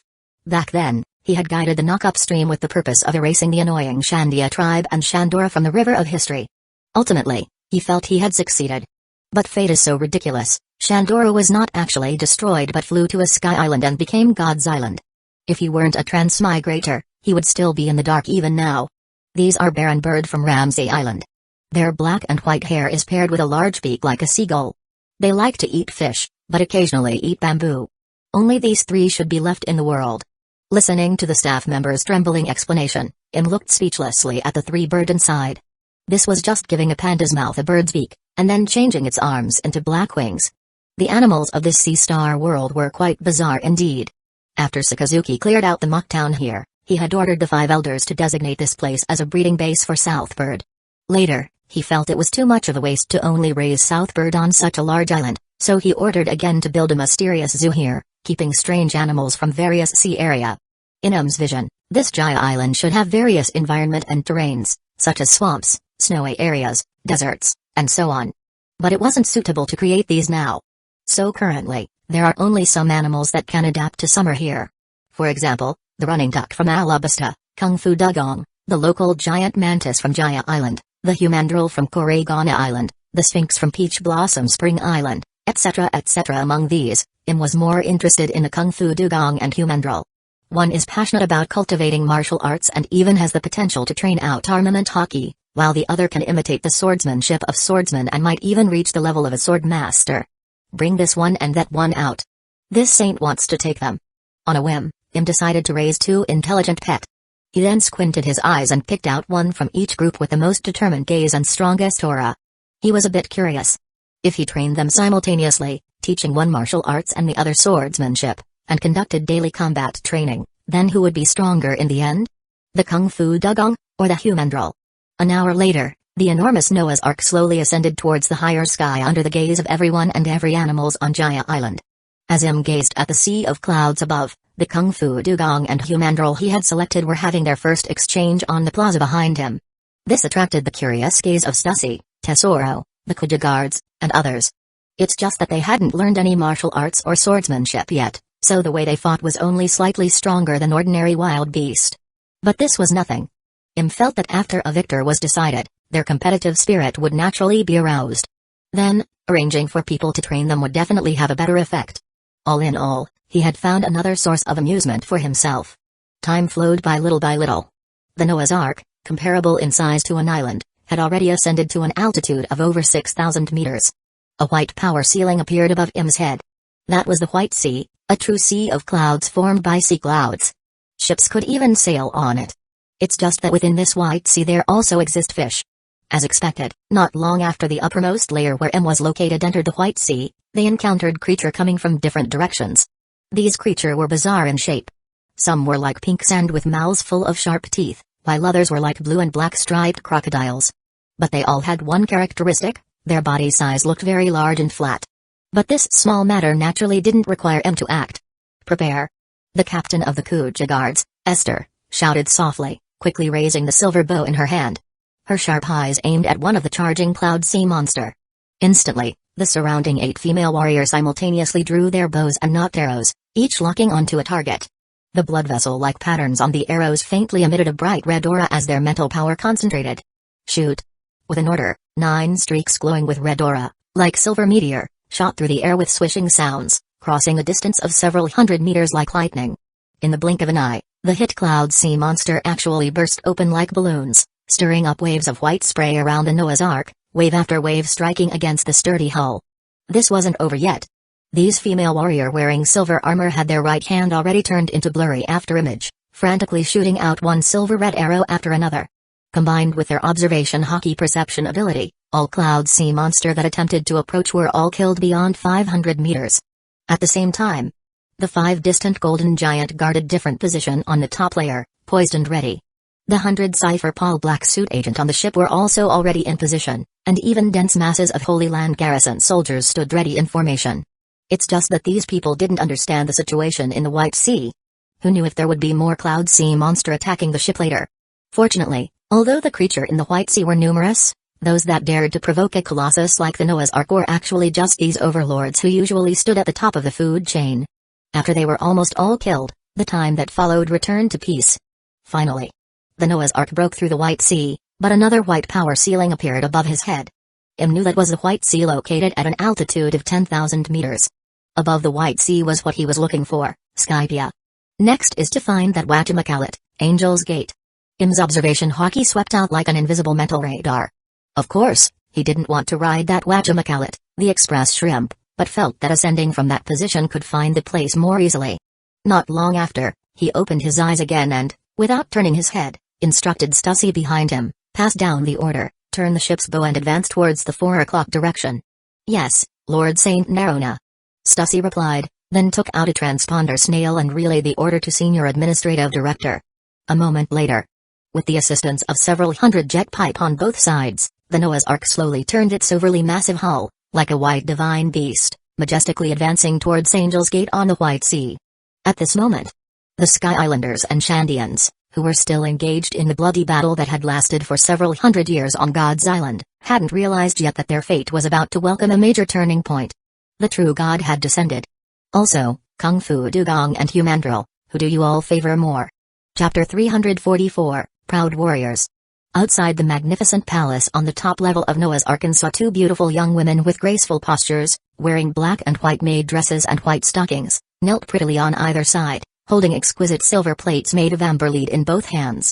On the plates were innovative cuisine dishes meticulously prepared by Steward Jorobu, who is in charge of the ship's catering, using dinosaurs from Jurassic Island and sea fish recently caught in the White Sea as ingredients. Im glanced at the bright red dinosaur roasted meat. After finding it similar to beef and mutton, his gaze shifted to the other plate. These fish that live in the White Sea, because they float in the clouds and mist, have bodies like flattened balloons. Once they receive a significant attack, they will explode on the spot. To solve this situation and turn them into edible food, Steward Jorobu tried poking a small hole with a needle to slowly release the gas inside, obtaining a deflated fish skin. He then used a blade to cut these fish skins into strips and put them into a frying pan to make simple tempura. However, the first few attempts ended in failure because it was too thin. Frying it slightly too long would make it too crispy and lose its original touch sensation. After repeated experiments, he discovered that the fish skin must be placed in the oil for 1.5 seconds when the oil temperature reaches its highest point. This time must be precise, exceeding 2 seconds would make it tough. Im picked up a piece with chopsticks and savored it carefully. Delicious. He wanted to use some flowery descriptive words but couldn't think of any at the moment. Simply put, it looked like thin fish skin, but as soon as you bit into it with your teeth, a particularly fresh fish meat taste would burst out. This taste had no substantial touch sensation but was a concentrated essence in the form of gas, paired with the perfect crispness after being fried. It was indeed delicious. While Im was tasting the peculiar delicacy, on the open plaza ahead, a scene of Kung Fu Dugong battling humandrils was unfolding. One fought barehanded, moving solely by bouncing on its tail, while the other held a wooden sword but relied only on the kingdom soldier's sword-swinging moves remembered from memory. Their combat was comical to the experts present, but as entertainment, it was interesting enough. However, anyone could see that the humandrils couldn't beat the Kung Fu Dugong. They were suppressed from beginning to end. After all, the latter had trained its body and practiced basic fist-style moves with its pack every day when it was in Alabasta, while the former merely utilized the dexterity of a humandril. At the same time, 5 flying warships flew out from inside Noah's Ark, then maintained a distance of 50 meters and deployed a standard escort formation. In the blink of an eye, an aerial fleet on the Sea of Clouds officially formed. These warships were original copy marine warships, but now their hulls were painted silver, their cannon barrels gold, and their sails were kept to highlight a golden 5-circle cross on them. The personnel operating these warships were also replaced with the Holy Land Garrison. On the other side, Heaven's Gate. At this time, the people responsible for guarding this place were 10 divine soldiers from the Divine Soldiers Squad. These divine soldiers wore pure white loose robe bands and had a pair of white feather wings on their backs. They had fair skin, no hair on their heads, but grew ram horns.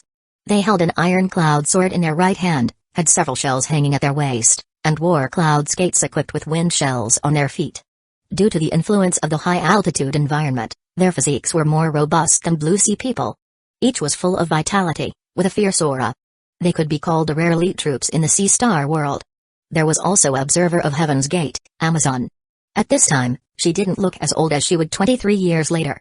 She held a picture shell, was about 1.6 meters in height, and had 2 balls tied in her purple hair. Women in the pirate world seem to be like this. Their appearance when young and old is vastly different, almost like 2 different people. It seems a ship is coming. Amazon squinted her eyes, which had noticeable wrinkles, and keenly noticed the disturbance in the distant clouds and mist. Looks like a large ship. This was a good thing. The larger the ship, the more people there were, and naturally, the higher the fee amount. But when the first warship sailed out of the thick clouds and mist, her eyes widened in shock, and the 10 divine soldiers beside her became even more vigilant. The ship was simply too large. From the sea surface to the top of the mast, it was estimated to be 100 meters. Immediately after, identical silver-white large ships sailed out from the left and right sides. They were like two brute beasts, the clouds and mist in their path scattered as if startled. Not good. Must immediately notify God, these ships are not to be trifled with. Amazon thought inwardly that something was wrong, but just as she was about to move to enter the building, her body suddenly froze in place, as if she had forgotten what she was thinking the second before. Ahead, a mountain appeared, a silver giant ship so tall she couldn't see the top even when looking up. The most conspicuous thing within sight was the golden emblem carved on the surface of the mountain-like hull, a circle with 3 triangles above and 1 below, like the footprint of some kind of creature. Heavenly soaring dragon's hoof. Enemy. Enemy attack. Suddenly, one of the divine soldiers cried out in shock and anger, because he saw over a dozen black figures shooting out from those giant ships. It was clear they came with ill intentions. In the short time it took for that single sentence, the opponents had already approached. They were a group of blue sea people wearing black suits and white shirts, with expressionless faces. However, they didn't have windshell skates on their feet but stepped on balls of white mist out of thin air, as if walking in the air. Stop them. Immediately, the two groups, black and white, fiercely charged towards each other in front of Heaven's Gate, launching a counterattack. The cloud skates on the feet of the 10 divine soldiers sprayed powerful strong wind, and the iron cloud swords in their hands were already drawn. These long swords made of iron cloud had the characteristic of being able to extend and retract freely, so they could be used for close combat like blades or swung like whips. On the Cypher Pal side, although they were all empty-handed, the existence of Marine 6-style spotty techniques allowed them to flexibly handle various attacks. For a time, the sky was filled with rapid, sharp whistling sounds. This combat was extremely fierce from the start. When the divine soldiers began using those shells, the scene immediately became spectacular. Facing the heavy punch thrown by the man in black, they first used an impact shell to block it, instantly absorbing all the impact before releasing it back. But the former's reaction was also fast. They either used instant transmission to dodge or easily withstood it by performing iron body. On the other side, a divine soldier placed a heat shell on his weapon. The high-temperature heat it released instantly caused the iron cloud on the sword to burn with blazing fire. Utilizing its characteristic of being able to extend or retract at will, the scene in the court was as if a flame python was brandishing its claws and fangs. Someone else took out a flash shell. This was a shell that could store light and then release flash. When attached to a sword, it could shoot beams with speed and penetration power. When attached to a gun, it could shoot continuous laser bullets. Against this, the Cypher Pal could also use paper arts to cope. Some with tougher tempers even used finger pistol to counterattack. After all, these flashes weren't emitted by Kizaru, there was a world of difference in power. However, those skilled in fighting with Tempest Kick encountered the troublesome slash shell. The divine soldiers could easily store vacuum blades in the shell and then find an opportunity to return them. Both sides fully displayed their respective combat styles. And whether they were elite experts of Cypher Pal or divine warriors of the divine soldiers squad, everyone here was proud. Pride meant high fighting intent and sufficient morale. Chapter 345, Lord St. Nerona's Order. The scene of combat, although impressive in scale, showed a completely one-sided situation. The reason was simple, Cypher Pal had more people. There were only a mere 10 divine warriors, and Cypher Pal didn't bother with fair one-on-one fights. Their purpose was to defeat them as quickly as possible. In just 5 or 6 minutes, Heaven's Gate was completely taken down. What was interesting was that Cypher Pal could have clearly prevented the Amazon monitor from reporting upwards, but they simply didn't do so. Instead, they waited until she finished speaking before capturing her. It was precisely so they could gather, allowing Cypher Pal to deal with most of the resistors in one wave. Im stood tall above Noah's Ark, showing no interest whatsoever in the fierce battle below. Instead, he quietly appreciated the magnificence of Heaven's Gate and the grandeur of the spiral cloud path. If people from the Kabanari world or the Demon Slayer world were to witness this scene, they would likely think they had truly arrived in heaven, right? Speaking of which, compared to these worlds, the Sea Star world can truly be called a divine realm. A moment later, M disappeared into the sky. Noah's Ark and the 5 flying warships also restarted, slowly ascending towards the White Sea directly above. As mentioned before, the half of Jaya Island pushed up by the knock-up stream 400 years ago became the God's Island on the White Sea because it had land that Sky Islands don't have. This God's Island has a dense forest, lush vegetation, and a vast area. The most conspicuous feature is the emerald green giant jack. Looking from afar, one can see it piercing through several layers of clouds. The actual residence of the god and divine officers is in the cloud layer at the very top of this giant vine. A long wall stands tall on the periphery, and inside are rows of wooden houses, built layer upon layer surrounding the central shrine. Many divine warriors were either standing guard or patrolling, presenting a heavily guarded, solemn atmosphere. Over these past few hundred years, they have been continuously waging cruel war with the Shandians, claiming they wanted to drive them out of this god's island. How ridiculous. This island is on the White Sea, of course, it must accept the god's rule. The ones who should get out are those Shandians. The current god, Ganfall, is a leader who loves his subjects, but the Shandians are not his subjects. God, Heaven's Gate was just attacked by a Blue Sea People fleet. This is the footage captured by the Amazon monitor. A divine officer holding a picture shell quickly walked forward, playing the footage for Ganfall, who was sitting on a cushion, and the other divine officers. Soon, cries of surprise rang out from within the shrine. What a large ship! Such a large ship! There must be at least several hundred people on it, right? Is that also a ship? It looks even bigger than Angel Island. Unlike the divine officers, who only focused on the hull size, Ganfall was frowning as he looked at the heavenly soaring dragon's hoof and the five-circle cross. It's actually celestial dragons. They were not completely ignorant about the world below. Every few months, some pirate ships would come, and through the many newspapers from these pirate ships, they could fully understand all sorts of information. After so many years, although they couldn't keep up with the times, they had also gained a certain understanding of the world government, marines, and celestial dragons. Humphrey, what's there to be surprised about? Suddenly, a divine officer with the largest body size, whose loose white robe couldn't even conceal his bulky muscle, walked forward, very dissatisfied with his colleague's lack of composure. What does it matter how many people they have? Don't forget, when Blue Sea People get here, they become completely helpless. After speaking, he was seen staring with tiger-like eyes towards Ganfall and requested, "Please God, permit me to lead 200 divine warriors to suppress those Blue Sea People." Calculating the time, they should be almost at the outer sea of Angel Island. Ganfall considered for a moment, let out a heavy sigh, and slowly stood up. He had made a decision. The other party is celestial dragons, the most noble nobility of the Blue Sea. It's best not to harm the other party. As such, I will personally lead the team to negotiate. He still felt it was better to try and avoid conflict with the other party. Although the other party had already made a move and even seized Heaven's Gate, it was still better to talk first. Perhaps it was a misunderstanding. Moreover, what this divine officer just said is also correct. The Blue Sea People's body cannot adapt to the Sky Island's low oxygen environment.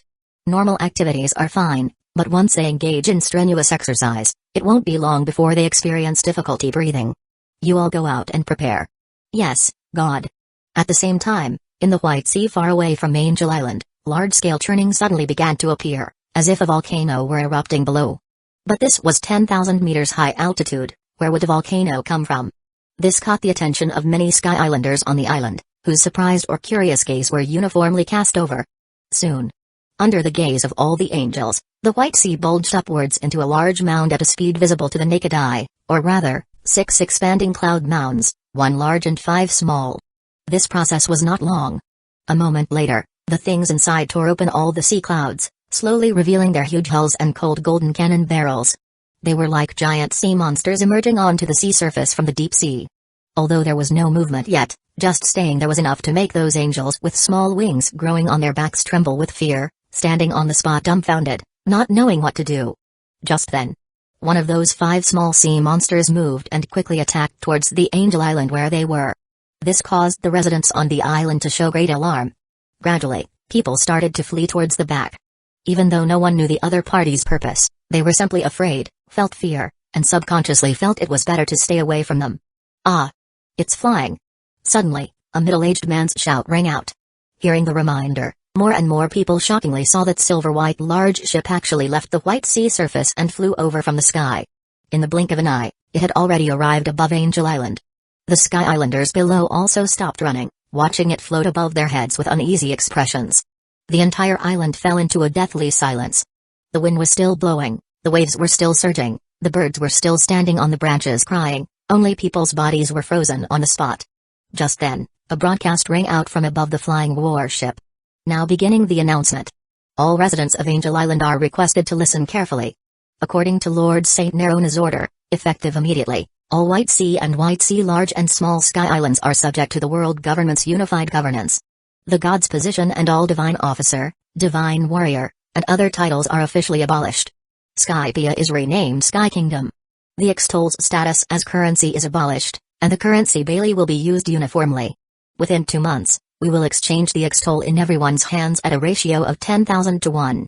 Ganfall and the group of divine officers and divine warriors who had just rushed from God's Island to the vicinity of Angel Island were confused by this broadcast content.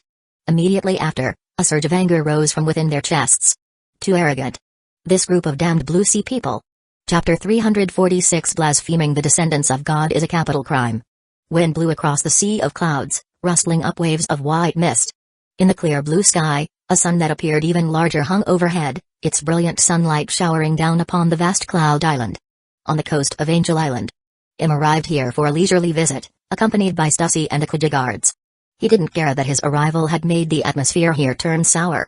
Feeling the soft sensation of the island clouds beneath his feet was a pleasure unmatched by any expensive sofa or carpet. After all, this was a cloud. Only the Sea Star world could offer such an incredible experience. Just then, Stussy took 2 steps forward and reported softly. Lord, Commander Clement sent news. He said a Sky Islanders army has arrived, and their leader claims to be the god of this place, wanting to have a face-to-face talk with you. Im stopped, letting the sea breeze blow around him.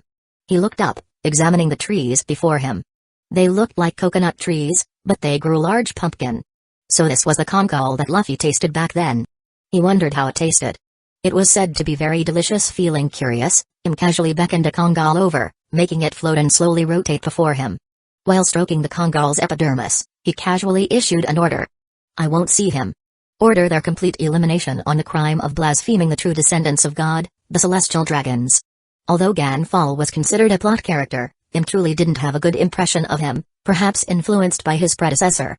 Mainly, the other party had no value. Why waste time? Yes, Lord. Stussy quickly ran to the side to relay Im's order to Commander Clement on Noah's Arkansas. Meanwhile, Im lightly pat the congal. Not bad, it's indeed hard as steel. I remember to drink it, you need to make a small opening at the top. Actually, with his sword Saint Realm, he could cut open the congal's epidermis with just 1 finger, but where was the fun in that? The process was also important. Get me a straw. Im beckoned to the 2 maids following behind him. One of them heard the command and quickly walked over. The lovely maid took out a silver-white straw from the pocket of her skirt, then quickly wiped it with a white cloth she carried, before presenting it with both hands. Lord, please use this.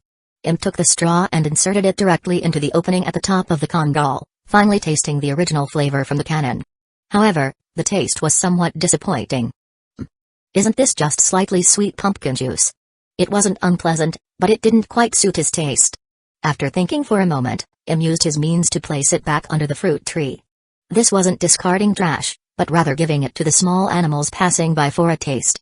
Next is to experience the island cloud sofa. It should be just ahead.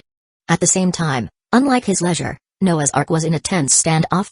The so-called God's army actually only consisted of 440 human.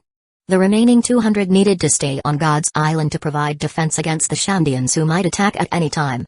Among them, Ganfall, clad in steel armor and holding a knight's lance, flew in high altitude atop a sky horse with wings, pink hair, and black spots all over its body. This was his partner and mount. It was originally a sky spot bird unique to Sky Island, but by chance, it ate an animal system horse fruit. The 6 divine officers stood on large birds with purple feathers all over, only having a circle of red mane around their necks. These were also birds unique to Sky Island, a type of raptor called the 3-jong bird. The remaining divine warriors didn't have such good treatment. They gathered on the White Sea using roller skates equipped with jet dials, waiting for the god's order at any moment. What is this thing? How can it be so big? Because Ganfall was at high altitude, he could barely see the entire entity of Noah's Ark, but the more he looked, the more shocked he became. Although it looked like a tower ship, what was the difference between its size and an island? Swish, just then, a figure wearing magnificent armor and holding a silver-white spear flew up at high speed from Noah's Ark's deck. As soon as this person arrived before Ganfall, he pointed his spear tip at him and shouted righteously. How dare you refer to yourselves as God and blaspheme the true descendants of God? Your crime is heinous. Saint Nerona has given the order, death sentence, immediate execution. What? Ganfall and a human were stunned. This was Sky Island, the Skypia. They were the masters here, weren't they? The authority to pass judgment should be theirs. How did it get reversed? You arrogant Blue Sea people, how dare you? But before the divine officers could curse, Commander Clement stopped talking nonsense and expressionlessly locked on to Ganfall. His haki surged. His right foot, using moonwalk, instantly stomped out a circle of white mist. He transformed into a silver meteor, with a roar, swept through the half-sky, charging forward like a true divine warrior descending from the heavens. In that case, this old man won't be polite either. Anger flared on Ganfal's face. He originally didn't want to have a conflict with the world government human, but seeing the other party being so aggressive and arrogant in attitude, he no longer hesitated. He immediately urged his partner Pierre beneath him and met the charge head-on with his knight's lance. In the canon, even at the advanced age of 68, he could transform into the Sky Rider and contend with the 4 divine officers who were in their prime. The current Ganfal was 45 years old, also considered to be in his prime. His speed, strength, reaction, and combat experience could be said to be the best on Sky Island at present. In an instant, the silver meteor and the pink afterimage stirred up rolling air current. Using the blue sky above Noah's Ark as their battlefield, they constantly moved back and forth, intersecting, colliding, separating, and then intersecting again. The clanging sound between the knight's lance and the spear was continuous, ringing out incessantly. With the two of them starting to fight, the human below naturally wouldn't just watch. The divine officers riding birds and the more than 400 divine warriors swung their iron-cloud sword equipped with various seashells, engaging in a chaotic battle with the 100 Cypher Pal member and 200 Holy Land Garrison commander who had mastered moonwalk. Slash, flame, flash, shockwave, were seen everywhere. The sounds of fighting, scream, and the clashing of weapon caused a tremor in the sky. The white sea outside Angel Island was already filled with blood aura and killing intent. Human were constantly being severely wounded and falling into the clouds and mist below, disappearing without a trace. As for the lower-level warrior of the Holy Land Garrison on the ship, they could only serve as background, as they didn't know 6 powers and had no other means of flying. However, on the top edge of Noah's Ark, 5 tall golden giants stood faintly, quietly overlooking the entire battlefield. They were the giant god soldiers. Their duty was to guard them's living quarters. As long as the enemy didn't attack the 5 pavilion on the Ark, they wouldn't act rashly. On the beach of Angel Island, Im lay leisurely on a sofa made of island clouds, closing his eyes to rest, completely unconcerned about the sounds of killing coming from afar. Since he had a large number of subordinates, he should give them the opportunity to serve him. Otherwise, where would their merit come from? Chapter 347, Air Force Headquarters, Elbai. Duang, a sharp spear, its tip stained black and its shaft remaining silvery white, carried dazzling radiance and whistling sonic booms, transforming into condensed killing intent. First, it snapped the lance attempting to block it, then struck Ganfal's chest, hitting the plate armor made of refined steel. At the point of impact, a thick air current suddenly erupted, shaking the ground and twisting the nearby air into visible, wave-like ripples of water spray. Ugh! Ganfal, spitting blood, plummeted rapidly like a meteor towards the white sea. He couldn't believe he had lost, and so quickly, so completely. The opponent's speed, strength, and even every spear thrust were so forceful and heavy. How could Blue Sea people be this strong? This place was 10,000 meters above the Blue Sea. Didn't he feel difficulty breathing or an inability to exert himself? TSK, in your next life, don't call yourself a god anymore. Suddenly, Commander Clement transformed into an afterimage, instantly appearing beneath Ganfal. This caused the latter's expression to change drastically, but the former gave him no time to react. Pucci, this current god of Sky Island, watched in despair as the blood-stained spearhead pierced through his abdomen, ultimately dying on the spot, filled with unwillingness. Take it. Clement forcefully shook the spear shaft, flinging Ganfal's corpse onto a flying warship for the Holy Land Garrison. He then turned the spearhead and once again transformed into a silver meteor, charging into the chaotic battle to unleash slaughter. Whether it was the divine officers possessing observation hockey or the large number of divine warriors, it was a complete crushing defeat. Wherever he went, it was a frontal crushing defeat. His powerful and unmatched combat power continuously swept through, and those who tried to block him were instantly routed. A Legion commander is a second-tier existence in the Holy Land Garrison. In terms of combat power, they are equivalent to the military's elite vice admiral, proficient in armament hockey, spearmanship, and 6 powers, and naturally also possess observation hockey. This level of strength, placed on Sky Island now, was simply a battlefield killing machine. The mere few hundred gods' army were completely massacred in less than an hour, their numerous corpses piled on the deck of the warship. Once Lord Emul leaves, these will be sent to Angel Island for the Sky Islanders to see, completely extinguishing any thoughts they might have. At this time, Im had already returned to Noah's Arkansas. After all, Angel Island was only so big, and there wasn't much to do. However, Stussy was holding a white fox with squinting eyes and a fluffy large tail in her arms. They had found it in the forest on Angel Island. Remembered that Shimatsuki Ashimaru from Wano Island also had a similar fox. The question arose, if they were the same species, and indeed a creature unique to Sky Island, did Ashimaru come to Sky Island, or did that fox go to Wano Island itself? Unfortunately, Shimatsuki Ashimaru was already dead, so there was no answer. As for why he brought it back, well, it was quite cute. It just happened to make a starter trio with the Kung Fu Dugong and the Humandrels. However, this white fox wasn't responsible for combat, it just needed to be cute. Or, feed it a devil fruit? Lord Saint Nerona, Commander Clement said he captured Ganfal's mount, a pink big bird that ate the horse fruit. May I ask if it should be brought over? Stussy said respectfully, holding the white fox. No need, it's too ugly. Kill it directly. The moment thought of that eyesore of a sky horse, he felt his originally pleasant mood sour.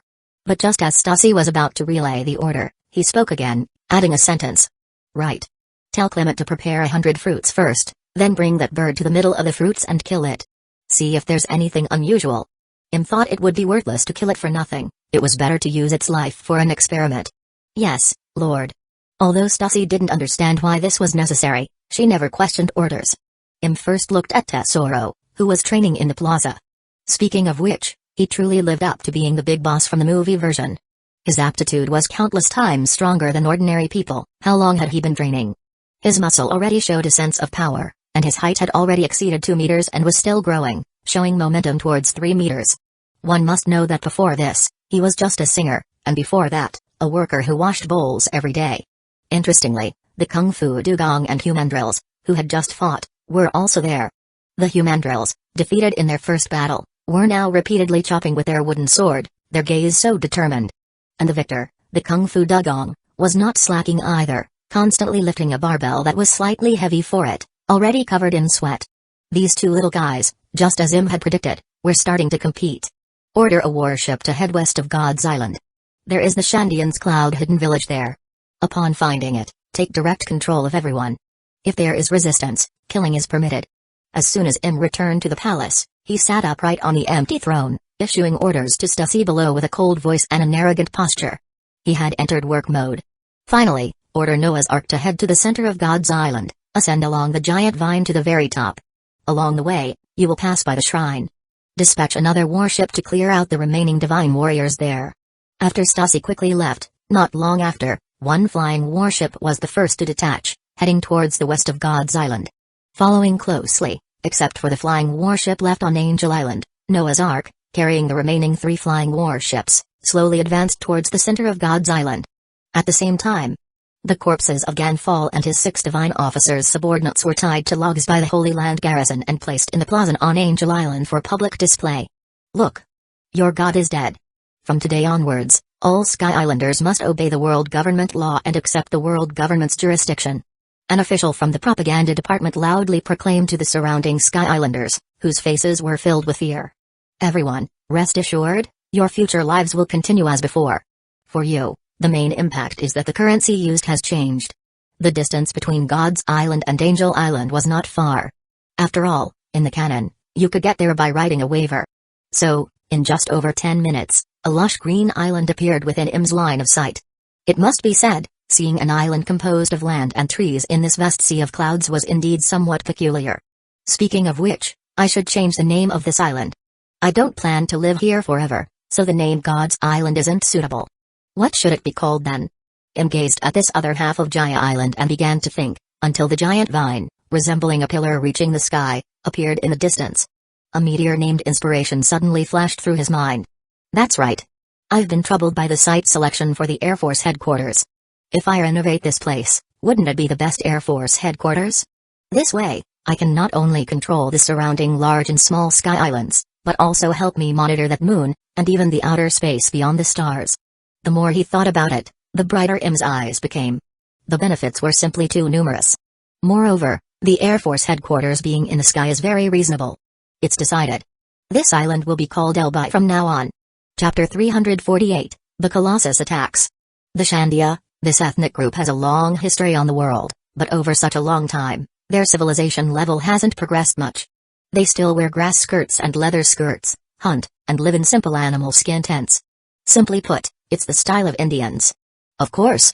They have an extra pair of white wings on their backs, which are just decorations, and in this regard, they are exactly like the Sky Islanders.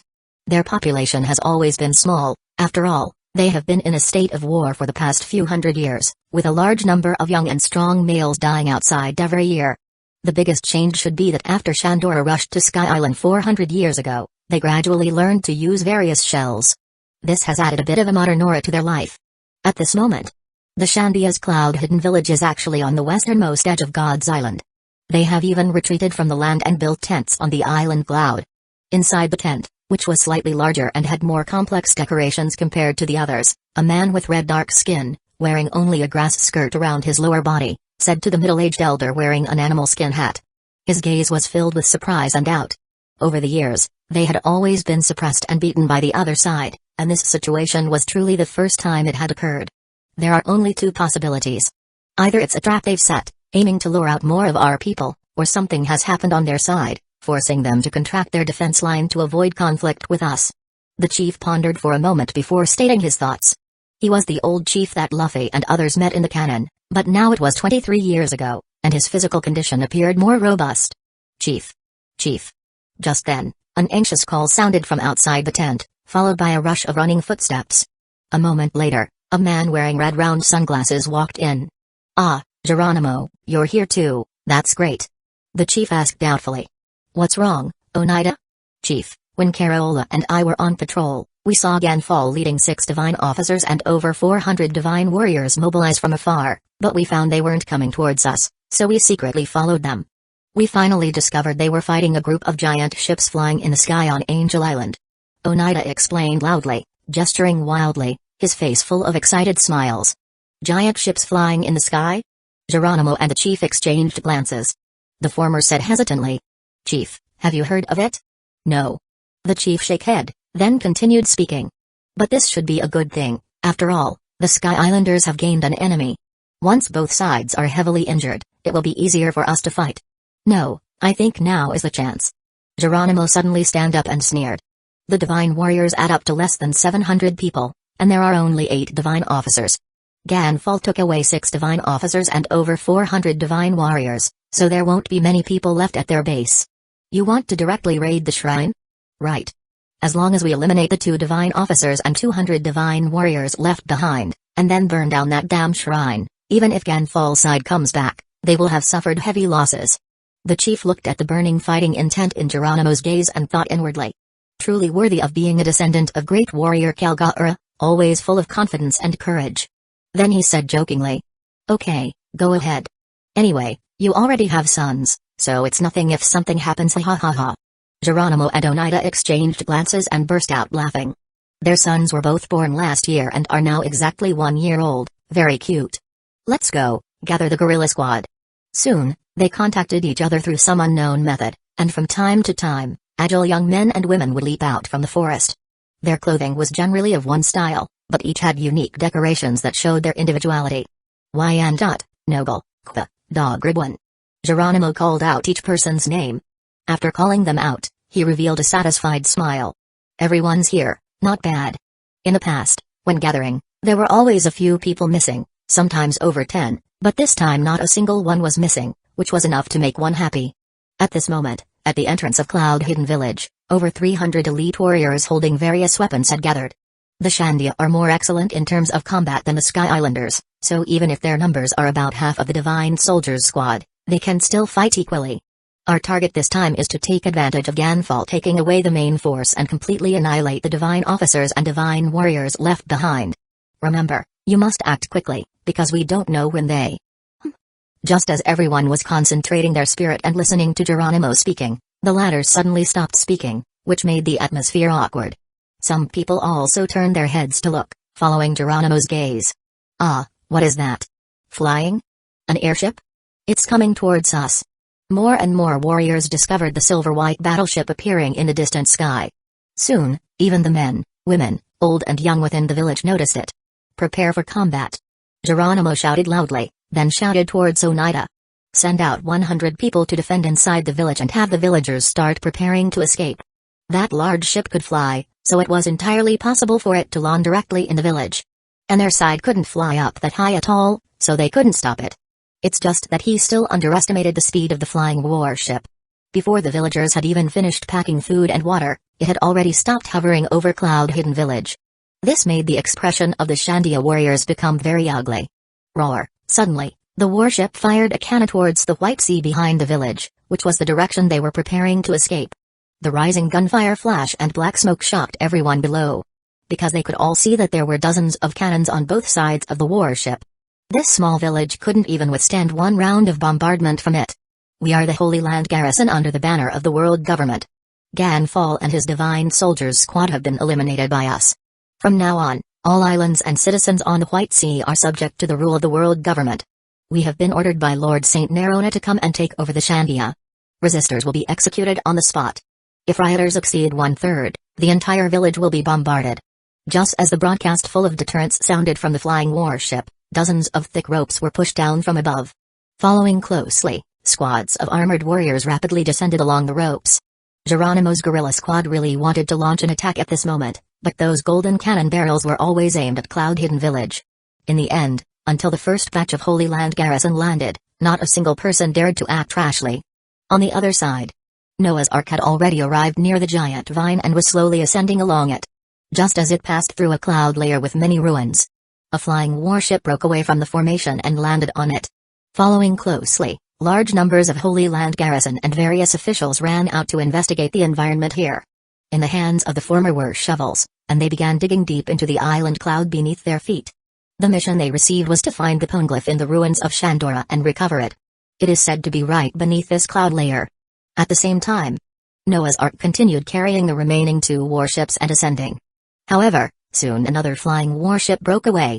Its target was precisely the Sky Islanders' shrine. And M's target was the very top golden bell. It would definitely be good to take it and decorate Noah's Ark.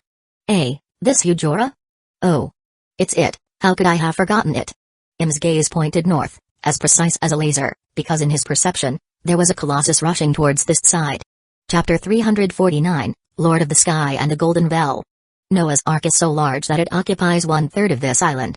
Even the giant vine next to it, which seems to connect the sky and the ground, appears slender in comparison. Logically, such a massive existence would instinctively cause any creature with a certain degree of sanity to retreat and yield. But the snake, over 30 meters long, sky blue all over, with white feathers on both sides, charged recklessly through the sea of trees, crushing all the trees and rocks in its path, desperately speeding towards the giant vine.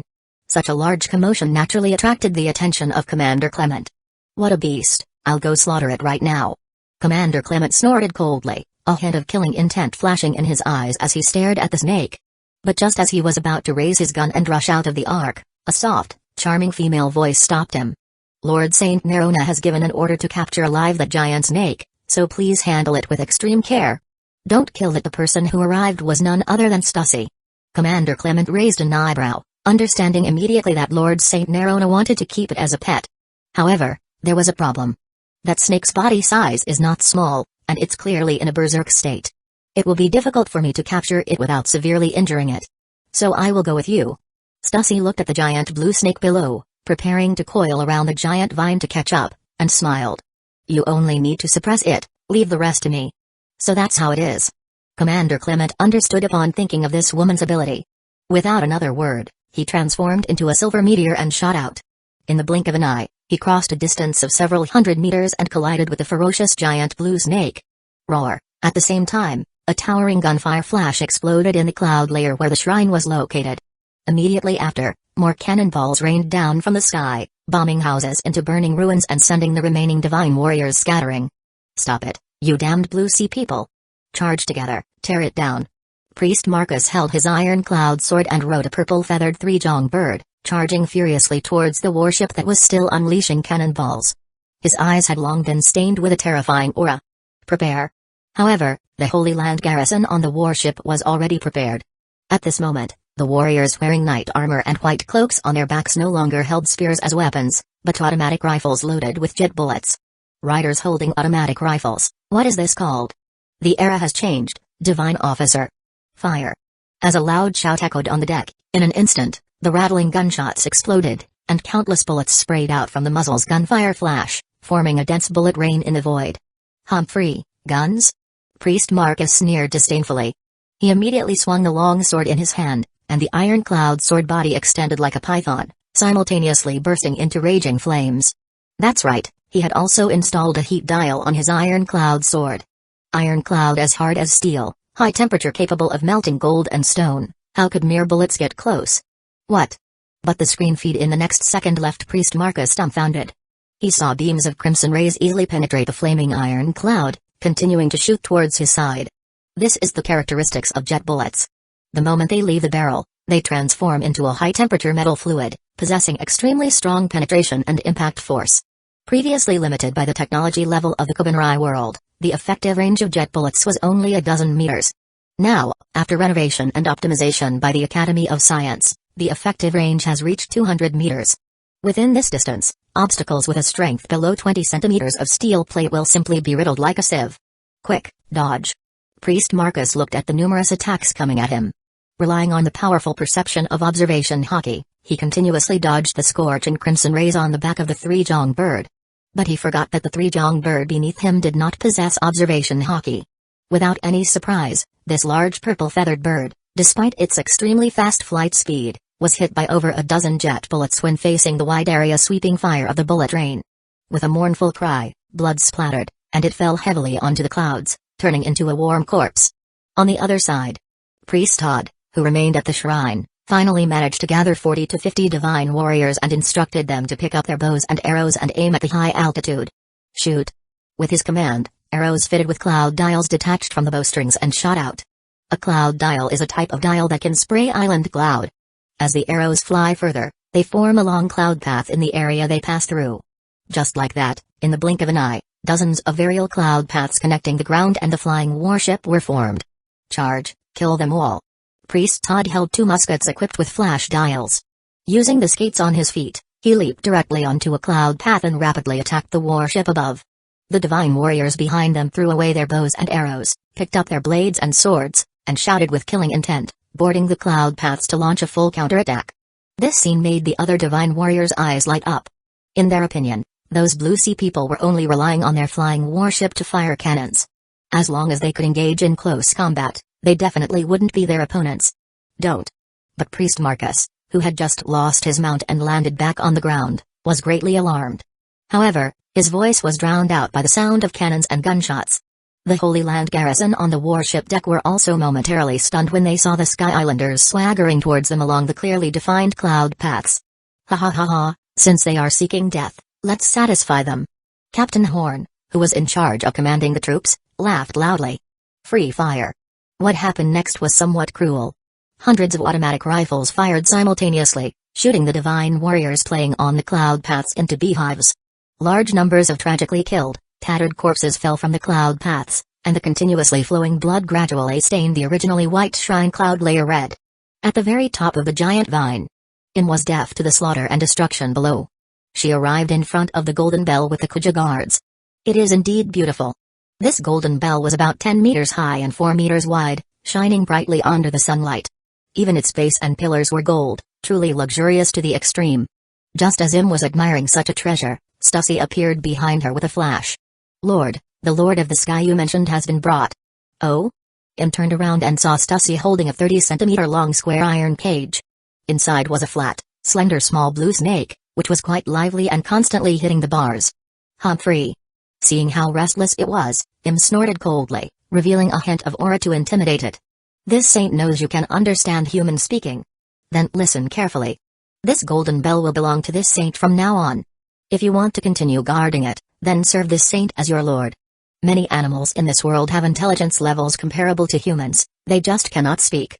After speaking, Im ignored it and instructed Stussy. Go and collect the golden bell and place it in the center of the ark's deck. Yes. Stussy respectfully agreed, then handed the iron cage to a nearby Kuja guard. She walked towards the magnificent golden bell, swaying her slender waist in her high heels.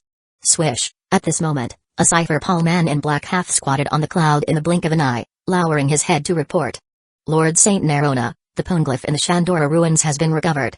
The Shandia of Cloud Hidden Village have also accepted control.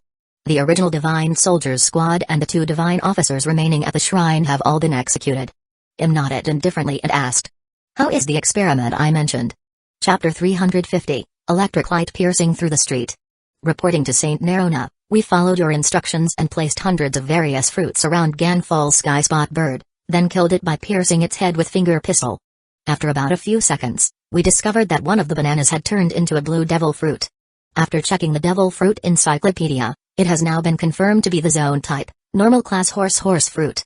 From his voice, it was clear that this Cypher Paul member was extremely shocked. He then took out a photo from his jacket pocket and held it up with both hands to Lord Imu. Lord Imu didn't reach out, and the photo automatically flew in front of him.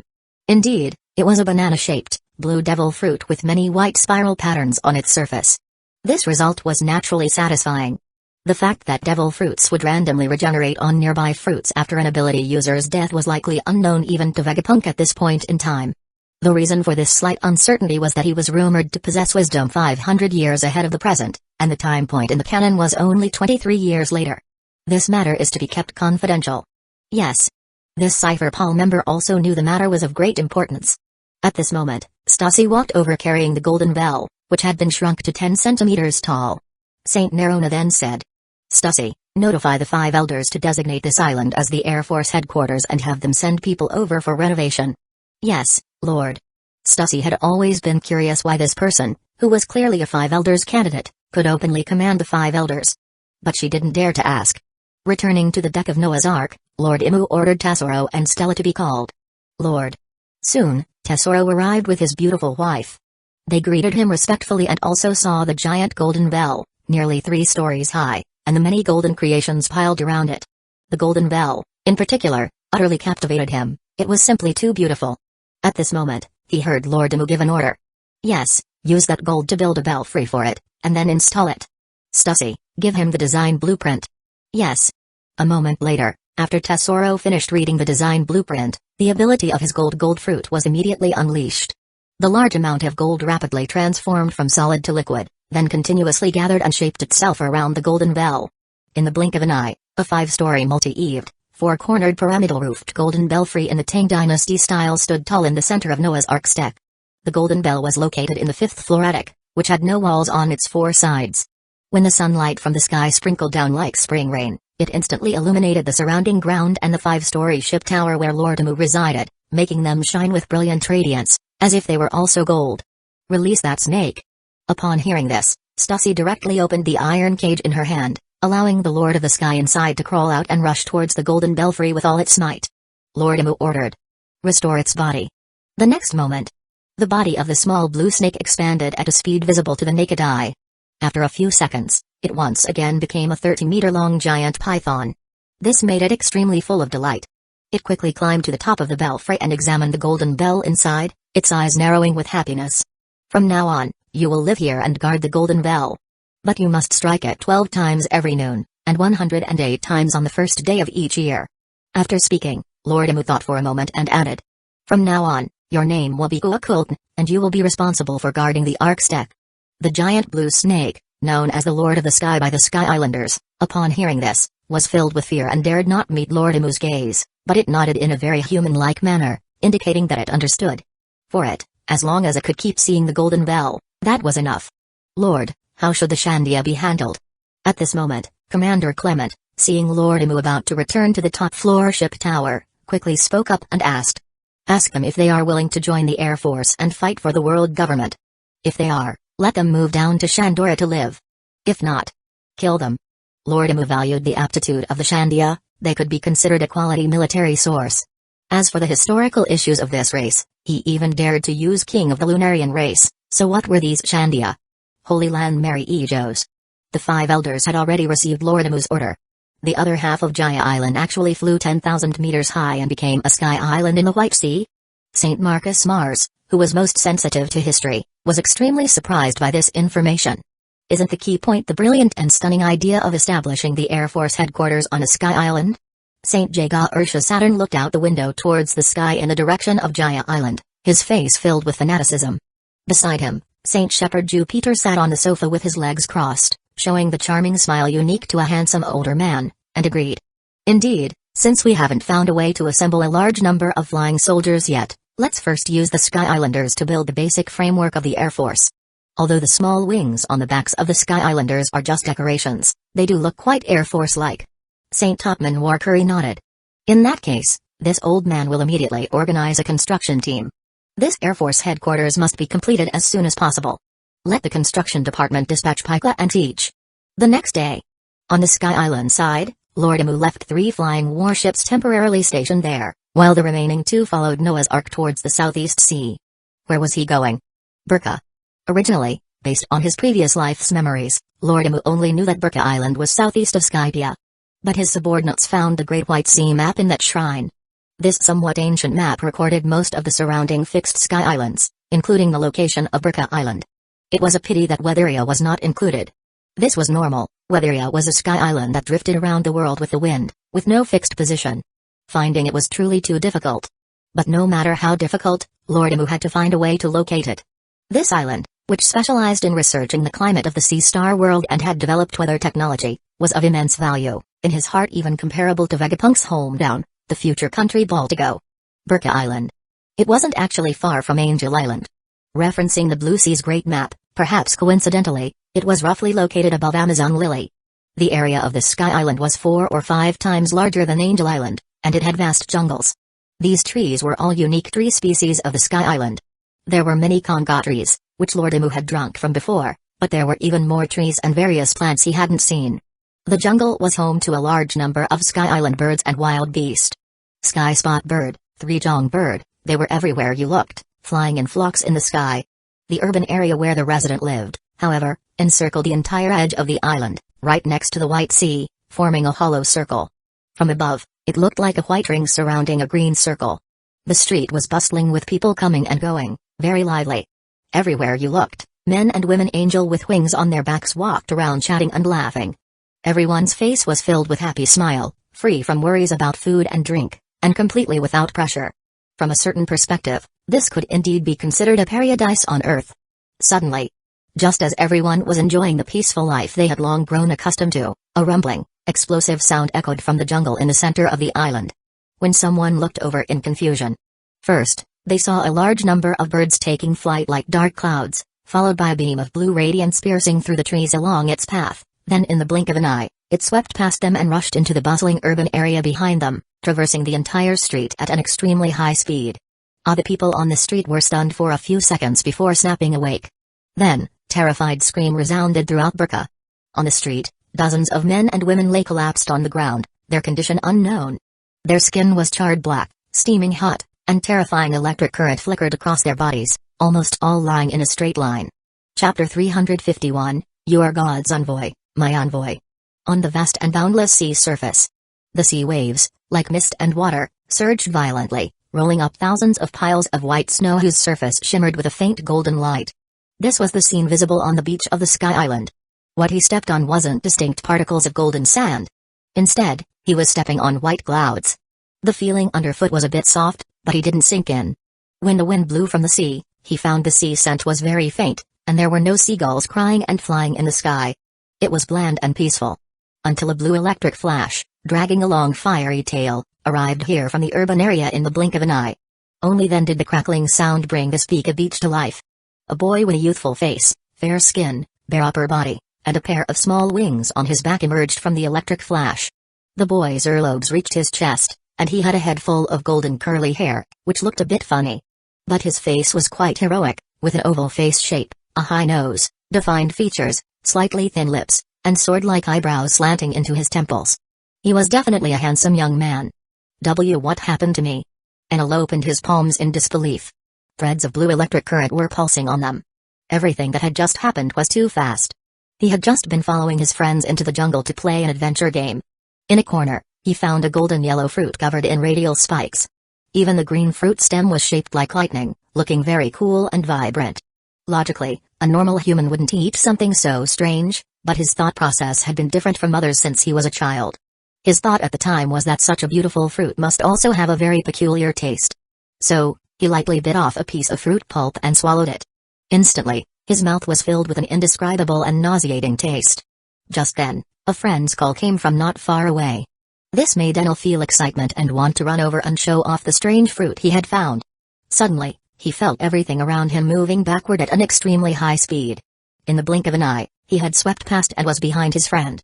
This feeling of lightning-fast speed practically opened up a new world for his senses and psyche. This made him not want to stop. He wanted to keep running, even though everything outside was so blurry in this state. However, Enel, who was constantly running forward, didn't notice his friend who had his back to him. His friend was already covered in burns, electric current wrapped around his body, and his sclera had turned white. Heat was even permeating from his ears and nose. Then, the second after Enel left the jungle, amidst everyone's exclamations,